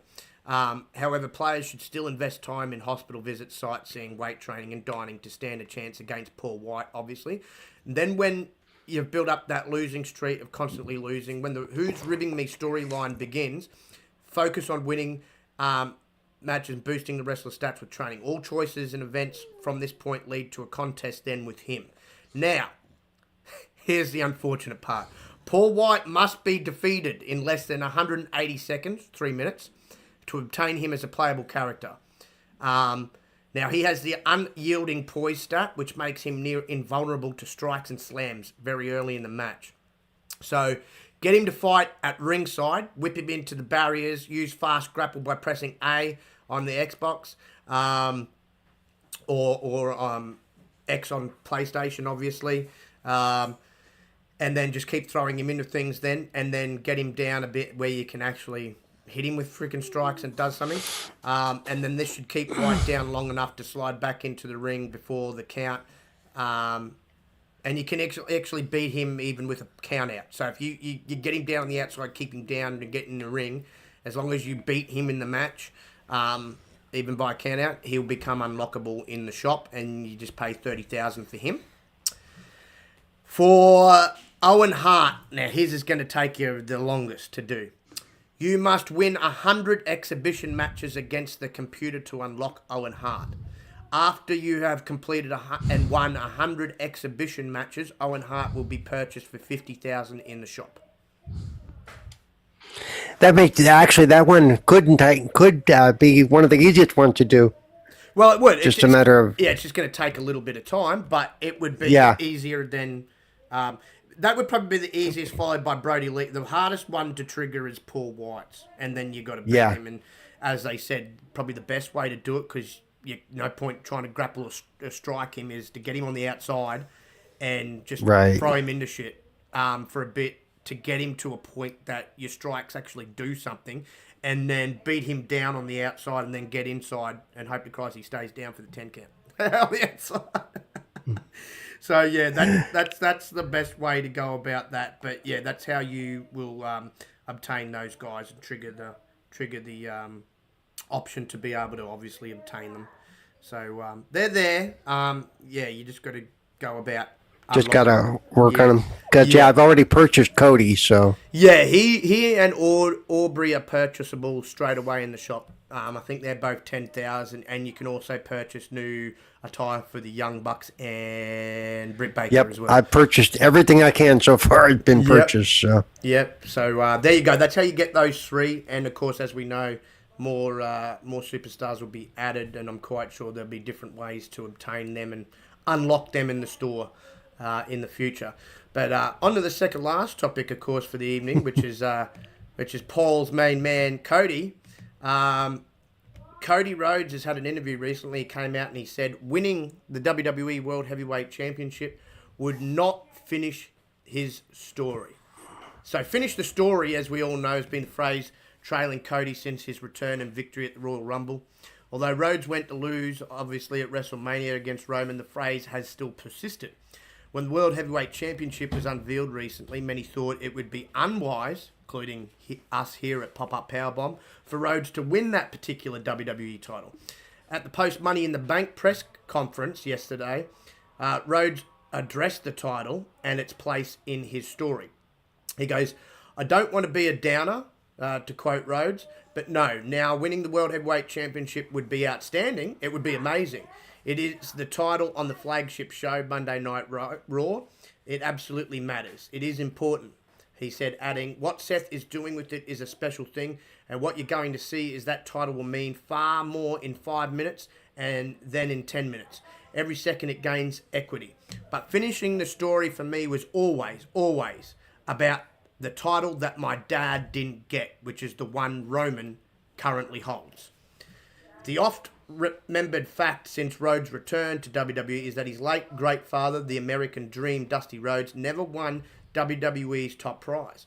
Although Rhodes won the NWA World Heavyweight Championship, a title his father did actually hold and is recognised for Rhodes it's about bringing home the one accomplishment his father never did. You'll probably hear some news about my documentary at some point, Cody says, finally, because these people have been filming for gosh knows how long, and it's covered a lot in there as far as that's what the story was. He really did hold it, and he held it in the garden. It ate me up that he never got it. So that's finishing the story. The World Heavyweight Championship is a whole another story. It is, and again, it is very special. Main title on Raw. And I don't look down on it in any way. But it is not the title that I need to win to finish this story. So there you go. He has come out and said that it needs to be Roman, and it needs to be Roman's title to finish his story, because that's the title that his father, because at the end of the day, that is just a newer version of the original WWF World Heavyweight title, which is the one Dusty held up at a house show.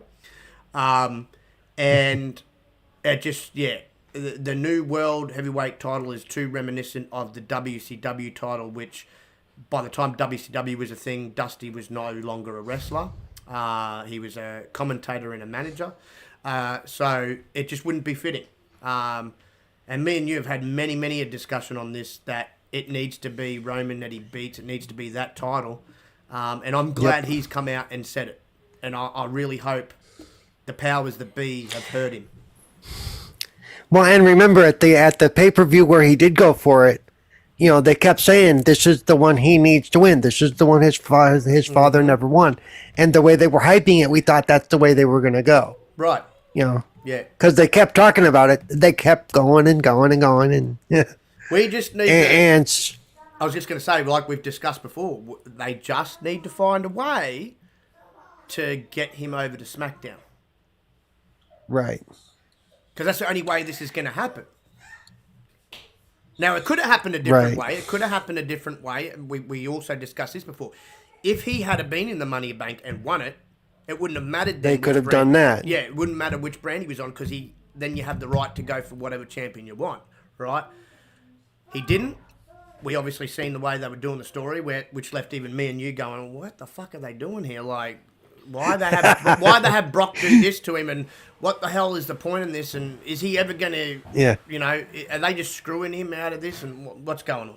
But, look, they've got to find a way between now and obviously WrestleMania next year, because that's where I think Roman will drop it, to get him on SmackDown.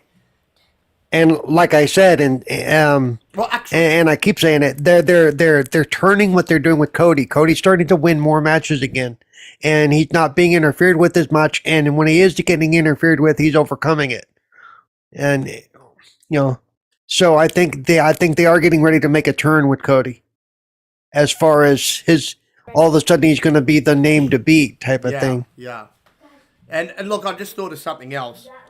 If they don't find a way to get him on SmackDown between now and WrestleMania, then he needs to win the Royal Rumble again. Yep. I know there's going to be a lot of people that'll be like, him again. Well, if they don't move him to SmackDown, then that's the only freaking option. Because, again, Royal Rumble winner, like the Money in the Bank winner, gets the choice of what champion they want to go for. So, but here's what I would do. so you wouldn't get so many people whinging. Last time, I think, and I got why people whinge. Oh, he's come in bloody last, barely had to do it. I'd make him be one of the first 2 wrestlers in the Royal Rumble and make him go through the whole Rumble and win it. It would be, I don't know, it'd just make it more significant. Nobody, if anybody did win, you'd have that to come. What are you talking about? This time he had to literally be in there for over an hour. That's the way I would do it. And if anything, it would add even more meaning and be more meaningful for when he actually dethrones Roman. Like, this man has just gutted it out for, like, I don't know, an hour. He's literally been through a war. Right, yeah. So if that's the route they're going to go, then that's the way they have to do it.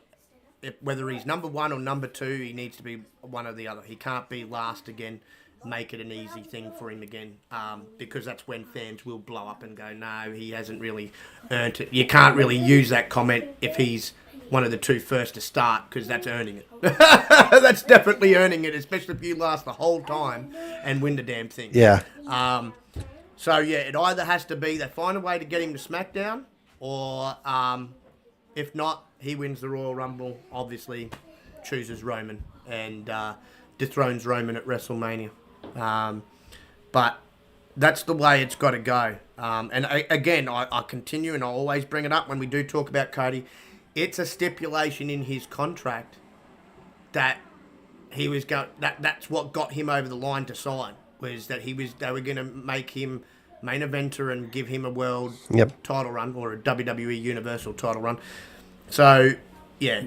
Well, the fact that he brought it up at the press conference too. Yep. It kind of puts WWE in a situation. Okay, now what are we going to do? Yeah. And see, I think he's got Triple H behind him. It's Vince the one that's against him, and it's come out a couple of times that he is. And that's only because Vince has been this way for a freaking year. He just doesn't like that Cody made a bigger name outside WWE than he did when he was in WWE, because before he left, he was just a low mid-carder and used as a joke.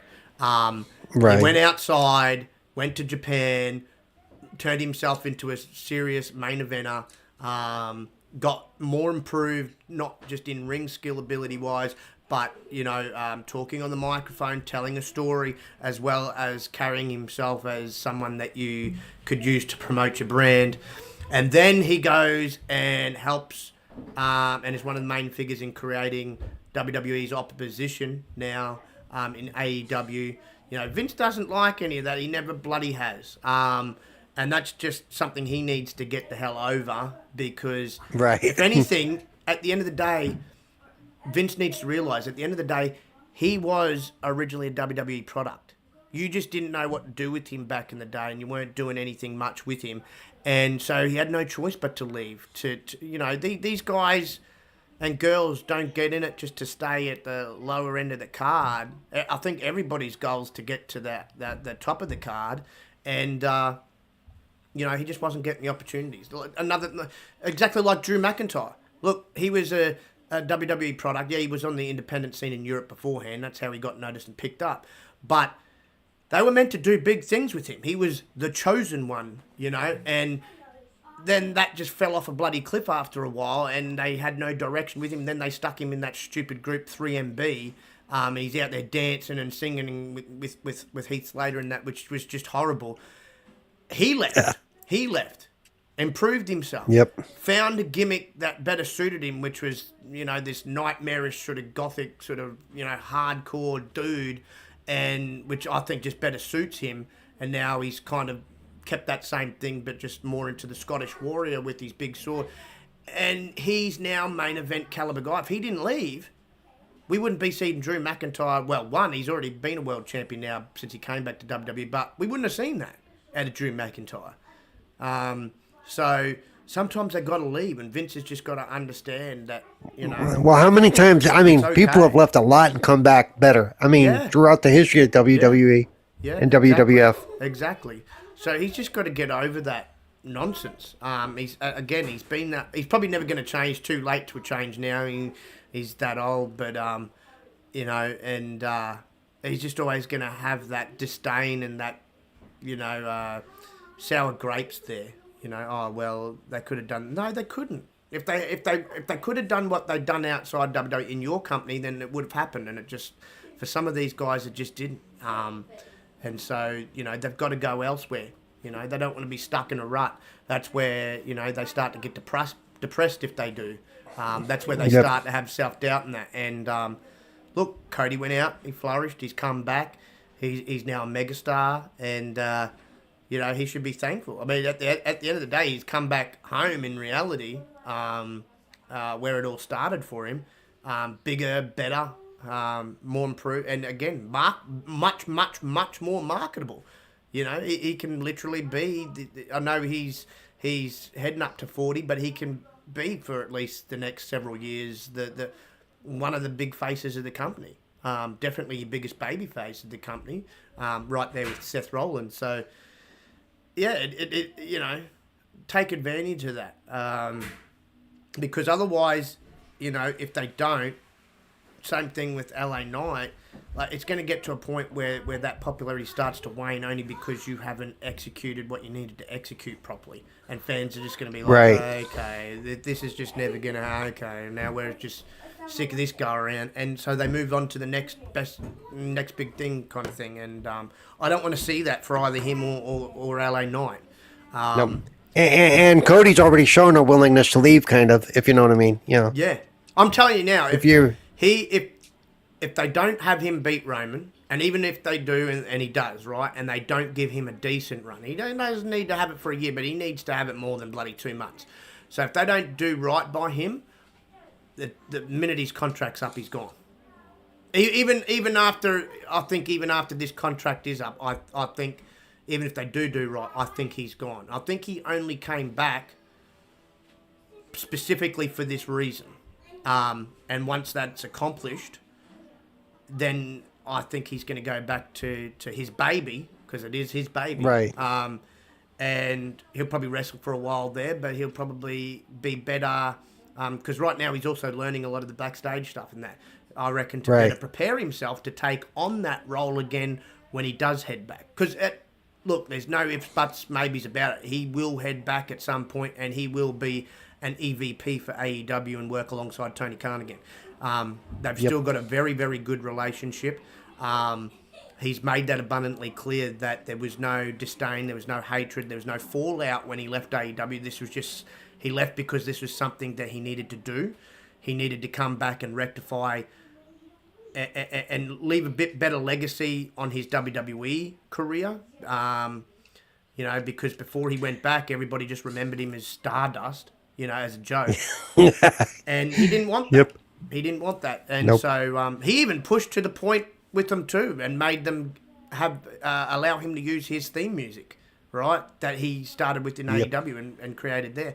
So,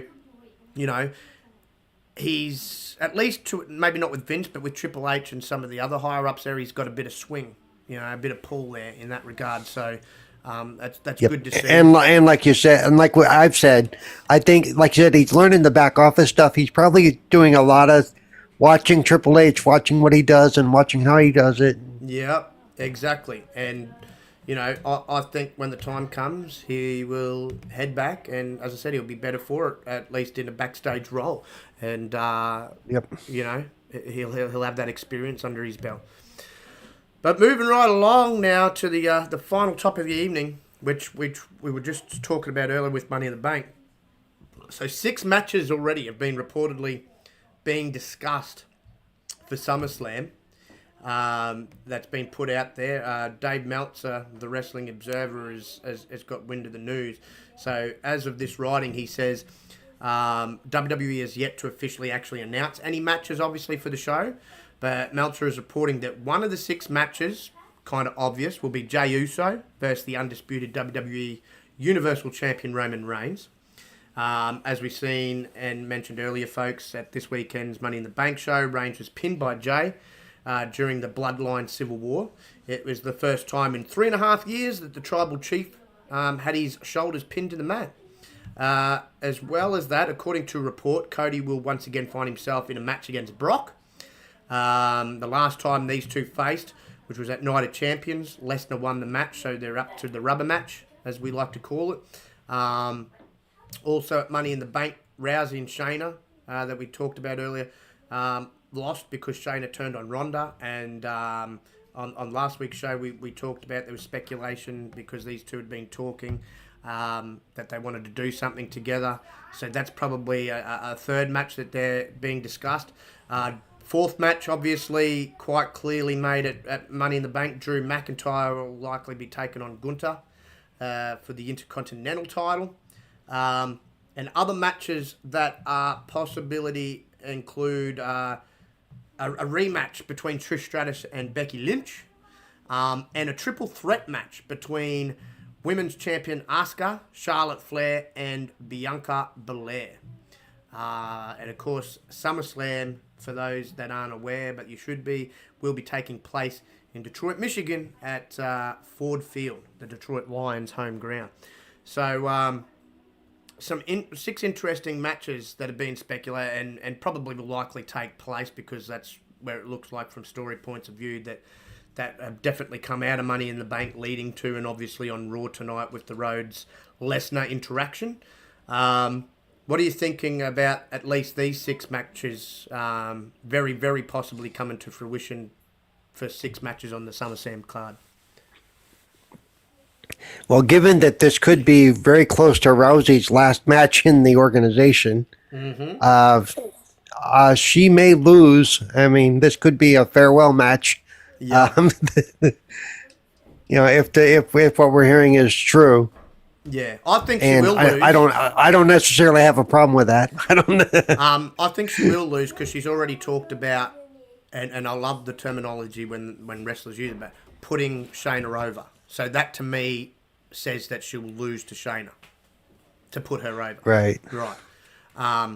And it's when wrestlers leave and that, they do have a tendency to go out on a damn loss a lot of the time.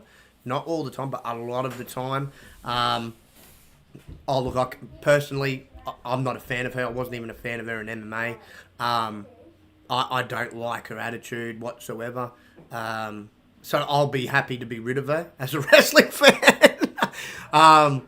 The horrible Johnny Cage stuff. Like I said, she tarnished the whole Rowdy thing. I don't like looking. I don't like hearing it. I don't like looking at the way they have her name. I don't like the moniker about the baddest woman on the planet when we know, and anybody that does know, she has run and run and run like a scared little girl from Christine Cyborg. You can't be the baddest bitch on the planet if you are running from another woman. Like, that doesn't make sense, right? And apart from that, you had your head nearly kicked clean off your shoulders by Holly Holmes, and then you lost 2 matches following that before coming to wrestling. Like, how are you the baddest woman? Now, I got the whole moniker back in the day with Mike Tyson about being the baddest man on the planet. That man used to knock people into a coma nearly, right?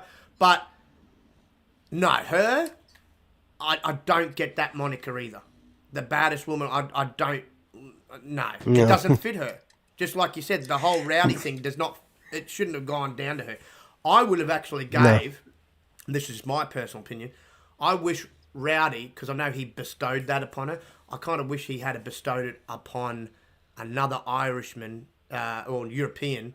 I wish he had bestowed that on Becky Lynch, if you were going to do a female. I'd rather see Rowdy Rhea Ripley than see Rowdy. Or if you didn't want to bestow it on a female, I wish he had bestowed it on another Scotsman, because that's where Rowdy was from originally, and bestowed that moniker on Drew Mack. Oh, that would have been cool. Yeah, but Ronda, no. But it is what it is. It is what it is now. We can't change that. Yep. Yeah, we are blaming him, Yobi. I don't know what he was thinking, bro. I don't know what he was thinking. Maybe because, I don't know, just rolled off the Ronda Rousey. Maybe that's the only reason I don't know. But for whatever reason, he thought it was a good idea, and I agree with Paul. I just think maybe he was a big fan when she was coming out of MMA, and she was when she came out of wrestling, she was doing really good over there. So look, the best thing that she's ever done is judo. That's what she was a champion at, right? And her style is all judo. And I'll give her credit, as much as I don't like the woman, she's great at judo. She never lost, as far as I'm aware. And in when she went to the UFC, she just Dana White. It's kind of his fault. Pushed her as this big bad thing, and like she only had this one particular style. And I'm like, yeah, but you keep her at a standing game, and she's gone. Yeah, she can't throw a punch. So, she could throw you around judo style and stuff like that. And yeah, she was half decent at submissions. But God, there was plenty of women better than her, and that got proven in the end when she actually fought proper competition. And he kept feeding her basically people that I think he knew that she could beat. And then finally it had to come to a time where, okay, you can't keep doing it. You've got to put her up against some decent competition. When she did take on decent competition, especially with Holly Holm and Nunes, she got found out. She got found out and left wanting, and now I look back on that and go, yeah, no wonder you didn't hop in the ring with Christine, because she would have killed you. She just would have killed you. Like, Christine Cyborg would have ate her alive. Like, it just would have been a game over. And that's and I think as a wrestling fan, that's even more so why I'm pissed off, because with her, and I don't like her, she stopped WWE from hiring Cyborg. That's how scared she is of that woman. I'm sitting there going, but how can you be scared of her in this? This is all choreographed. You're not in the UFC, so she can't exactly beat your ass. And even if she did try and beat you up, then she's going to get in trouble, which I don't think she's going to risk money, right? So why are you scared of her in a choreographed sport? But she was the one who stood, because they were going to hire her. They were going to bring her in to do an angle with Ronda. And Ronda was like, no. I'm like, okay. And from then, that's where I was like, and you sit here and want to call yourself the baddest woman on the planet, but you will not even take on the woman you were scared of in UFC and MMA. You won't even take her on in a choreographed wrestling match. Like, come on. Yeah. Yeah, so that match will probably be the least fun match to watch, because Shayna's going to wrestle circles around Ronda. Shayna's just a better wrestler. She's transitioned better from coming across from MMA, and it'll be good to see Shayna kick her ass, to be quite honest. How do you feel about what else is there? Cody and Brock again? Cody, I hope for a good match, but the last few times they've gotten together, it has not been good, usually because it's all, It's because they haven't got Brock great chemistry. They really don't. Yeah. Like I said, some of this turning around they're doing with Cody, I'm hoping it means that they're actually going to put on a good match, and they're actually going to let it run as a good match, not as a super interference, jump on the back, beat the crap out of him, surprise him type crap, because I'm tired of that. I want to see him go at it, fairly. So, yeah. I'm interested to see what type of match, they do with that, because I think there's going to be, maybe it's a cage match. Explosive cage match. Oh, that'd be insane. If it was AEW, yeah, for sure. But I think at least, I have this feeling it's going to either be a cage match or a false count anywhere goes match, something like that. Where it's not exactly a wrestling match, especially because of what Brock had been doing to him backstage, I think it kind of lends itself from a story point to do like a hardcore match like that. Just have Cody beat the crap out of him with a bunch of stuff, run him over with a forklift or something. I don't know. Pin him against the wall with the forklift. I don't know, something like that. But no, it'll be interesting. Given that Cody's made enemies too, I'd like to see maybe a no interference match. Yeah, that way we can get that crap out of the way. Yeah. Although I don't know if there's too many people that'd come down and help Brock though. I don't know. Dominic might, because he doesn't like Cody now. Because he doesn't like. Yeah. What was the other match I was talking about? Jey Uso and Roman, I think, is just very logical. Obviously, that's where that's heading. I think Roman's obviously going to come out on top. Would be cool to really... But it'd be nice to see Jey Uso pin him in a singles match. You know why? Because all of us fans, right, the minute they actually officially announce that match, all of us fans instantly going to know, hey, this is going to be a great match, but we know who's winning, right? So I think just to really give that shock factor, because I don't think any fan's going to tune into that or turn up at the event thinking that Jay's going to beat him. So to have Jay beat him, I think would really throw that spanner in the works. Like, huh? Hang on a second. We didn't see this coming. Yeah, it'd be nice to do a we didn't see this coming type of situation. But if they are still, obviously, the only reason I say it won't happen is that obviously they still are planning on Cody being the one to dethrone him next year, then you're obviously not going to have Jay beat him. Because it wouldn't make sense to have Jay beat him and then say Roman beat him back at Survivor. Because then that kind of takes away from Roman's whole big, long run, which I think would be, right, better, from the story standpoint of Cody finally dethroning him in a singles match after at that point it'd be 4.5 years they'd be coming up to. And it'd just be more significance to it.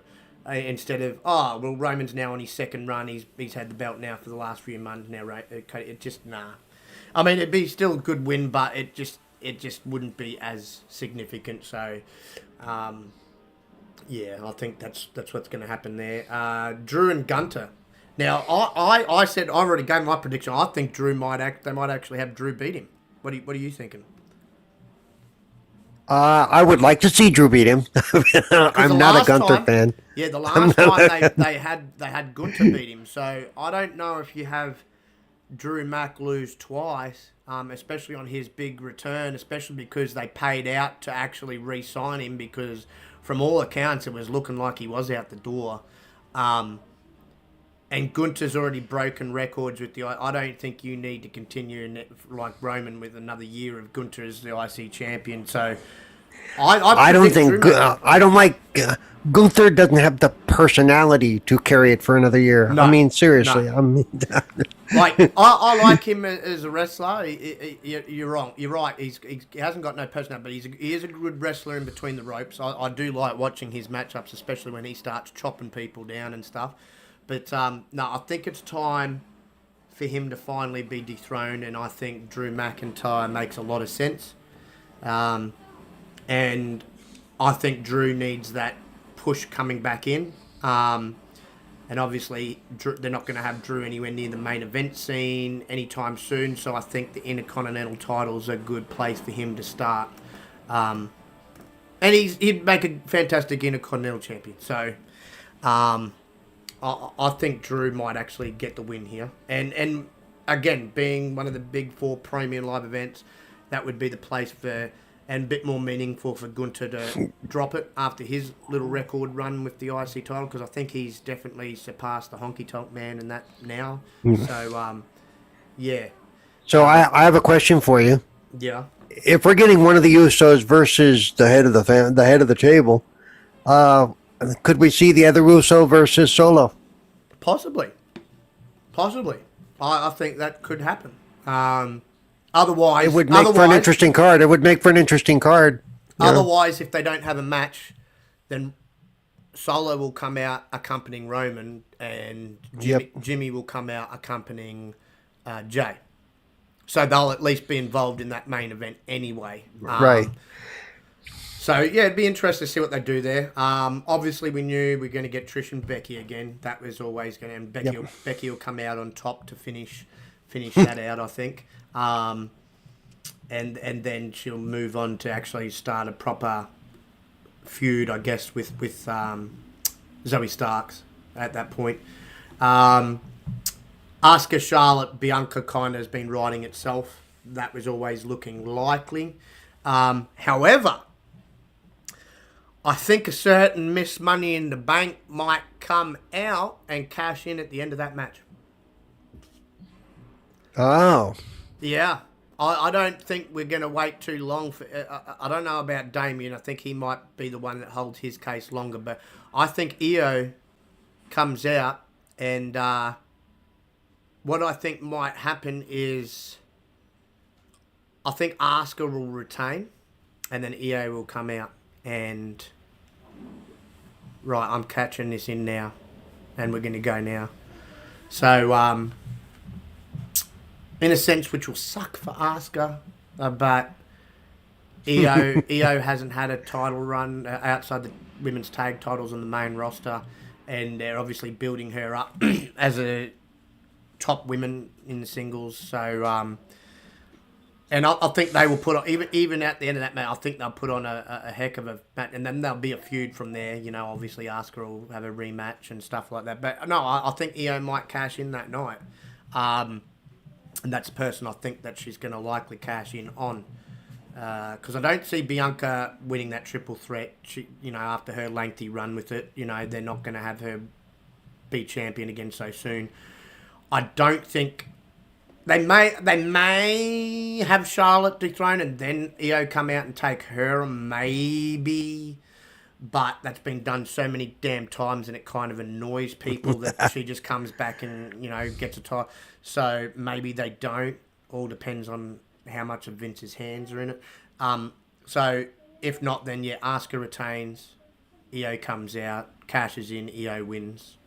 So you got a new champion anyway.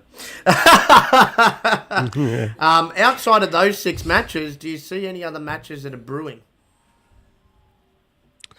I really couldn't tell you. I mean, you got to figure they're probably going to do something with Rhea Ripley in that group because she's a belt holder right now. Do you think we get at the SummerSlam pay-per-view Damian Priest versus Finn Balor? Because I do. I think that's where it's going to lead. Oh, that would be cool. That would be really. Yeah. Because I think the start of that is starting to happen. I think the Judgment Day is about to break. Because at the end of the day, Damian, from a story all purposes, cost Finn Balor the match. So I think we might actually get that. And that would be an interesting match. I think, obviously, if they did have that match, I think Finn puts over Damian, you know, obviously because he's Mr. Money in the Bank too, which kind of helps build him up, even though, as I said, I don't really think that he should have been the winner of it. But I also think at Money in the Bank, we're going to get LA Knight versus Logan Paul. The mega star versus the YouTube star. I think that's a rumoured match, and I think we probably will get it there. He'll definitely be on that card because it's another big pay-per-view. I didn't even really expect Logan Paul to be a part of Money in the Bank, quite honest. SummerSlam I did, and he has a tendency to be a part of the real big pay-per-views. Right. So I expect that match, and LA Knight they better have LA Knight winning that damn match, I tell you. After doing him wrong at Money in the Bank, I'm so annoyed with that. But outside that, I can't really think of... obviously, the women tag team titles will probably be defended there. Possibly. You know what pisses me off, though? You know what actually pissed me off now about that? What was the point? You should have had Alba Fire and that really defeat Ronda and that to become the unified tag champ. I mean, that kind of short run from Ronda and that kind of is a bit of a spit on those other two girls where they could have easily been in that match, you know, and dropped the titles back to Liv in that. But I think they might take on Liv and Raquel at SummerSlam because you got to start building them back up.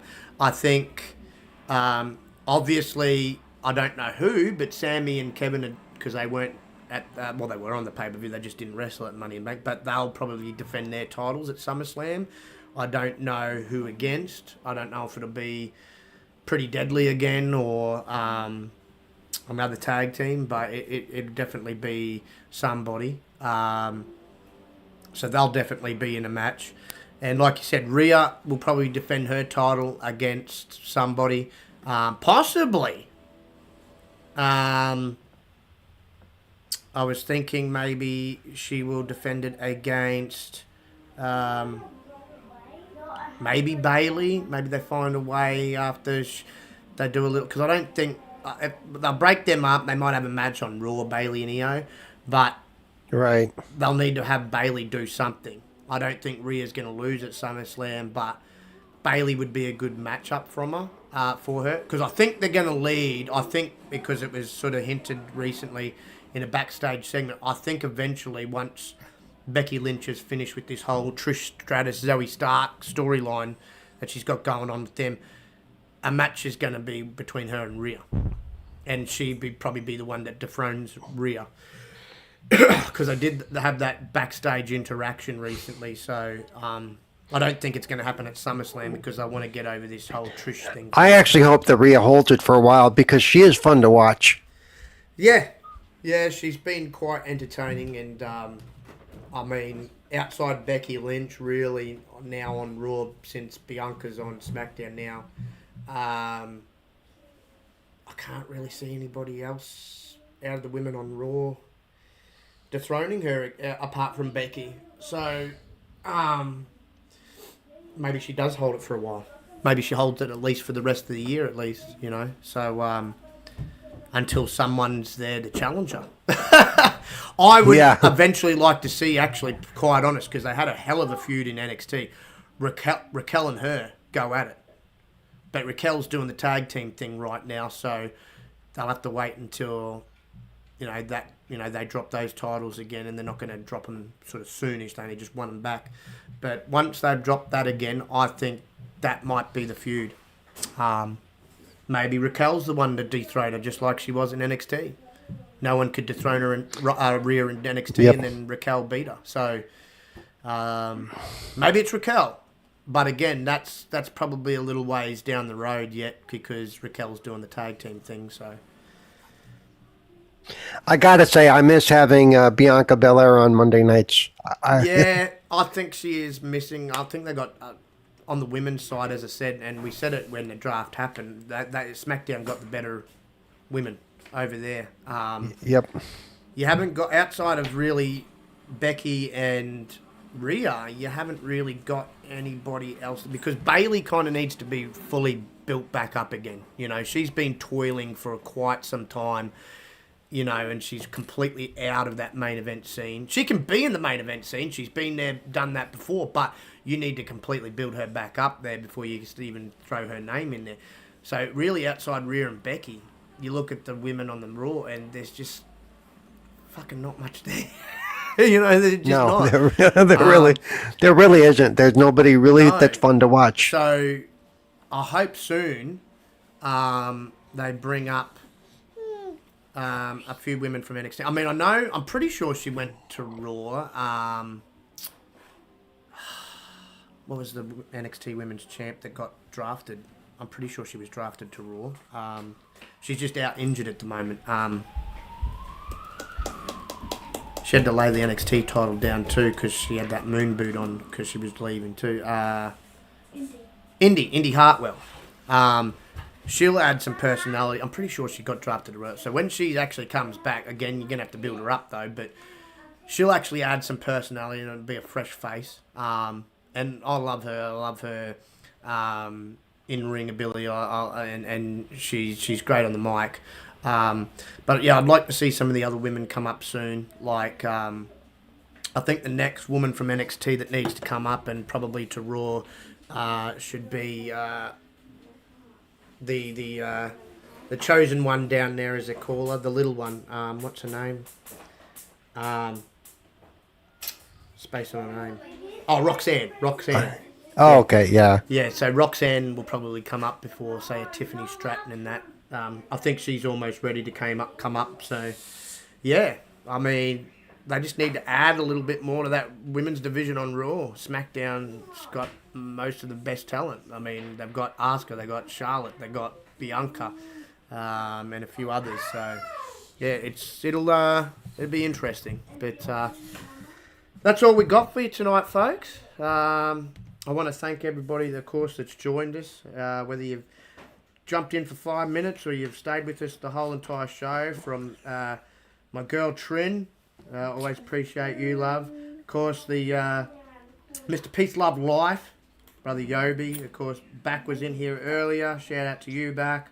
Can't forget Little Pharrell. Teasy the Goat was up in here as well. My brother Dre Watson, of course.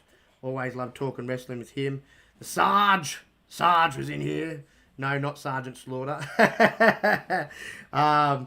Who else did we have up in here? Carlo dropped by as well. So I want to thank everybody for tuning in, and of course all the lurkers that were lurking about. Thank you for all your support. It's always greatly appreciated by the both of us here at Pop-Up Powerbomb. But let's get into the outros. Paul, did you want to let the fine folks know absolutely everywhere they can find you? All right. So on Mondays, Wednesdays, and Thursdays, you can find me right here on 4GQ TV for various different shows. On Tuesdays, you can find me with the Retro Renegades. On Thursdays, I already did Thursday, sorry. And of course, on Tuesday, also my own show on the Xbox Ambassador channel, Gaming Differently with Cerebral Paul. Tomorrow, I will be playing, in honor of Independence Day, I will be playing one of the few Independence Day themed kind of games, Assassin's Creed 3. At 12:30 p.m. Pacific, 3:30 p.m. Eastern. So join me there. Hang out with me on the 4th of July because I won't be doing fireworks or nothing. And a lot of you aren't at work, so you have no excuse for not tuning in for at least part of the show. So, all right. And then, of course, you can find me on Twitter at Cerebral Paul 1, and of course, Twitch at Cerebral Paul. There you go. Folks. And if I can get off my butt, I'm going to start streaming a lot of my own personal stuff on my own personal channel as well. So. And also, look out for more interviews to come here at 4GQ, of course, that Paul gets involved in with the brother Carlo. Still waiting on some to work through, yeah. But always keep an eye on the channel. That's why I say hit that subscribe. Make sure the bell's ticked as well so you get the notifications. But apart from that, you can find me at SpookyTBG on Twitters there and also social medias, as well as the Xbox and Steam and the like, all under the same name, same little profile picture. And of course you can find me here on 4GQ TV channel every Monday with the Pop-Up Powerbomb podcast, myself, Paul and Josh. And you can find us here also every Wednesday evening with myself, Paul and Charlie Hustle.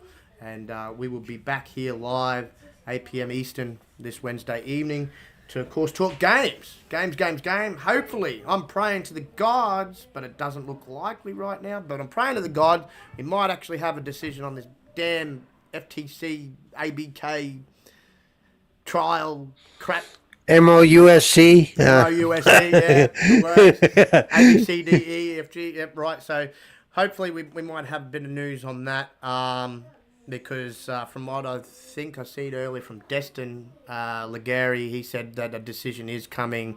The judge is going to actually make it quite swift. I don't doubt that she was probably going over everything at her home or in her chambers over the weekend and probably yesterday as well. And probably today as well, sorry, I should say. So, yeah, fingers crossed. I think we might get a decision this week, but whether or not happens before we go live is another thing. But keep an eye on that as well, because I know a lot of us are can't wait for that whole saga to be over. All right, everybody. Well, thank you again for sticking with us. You all have a great rest of your evening. Good night, everybody.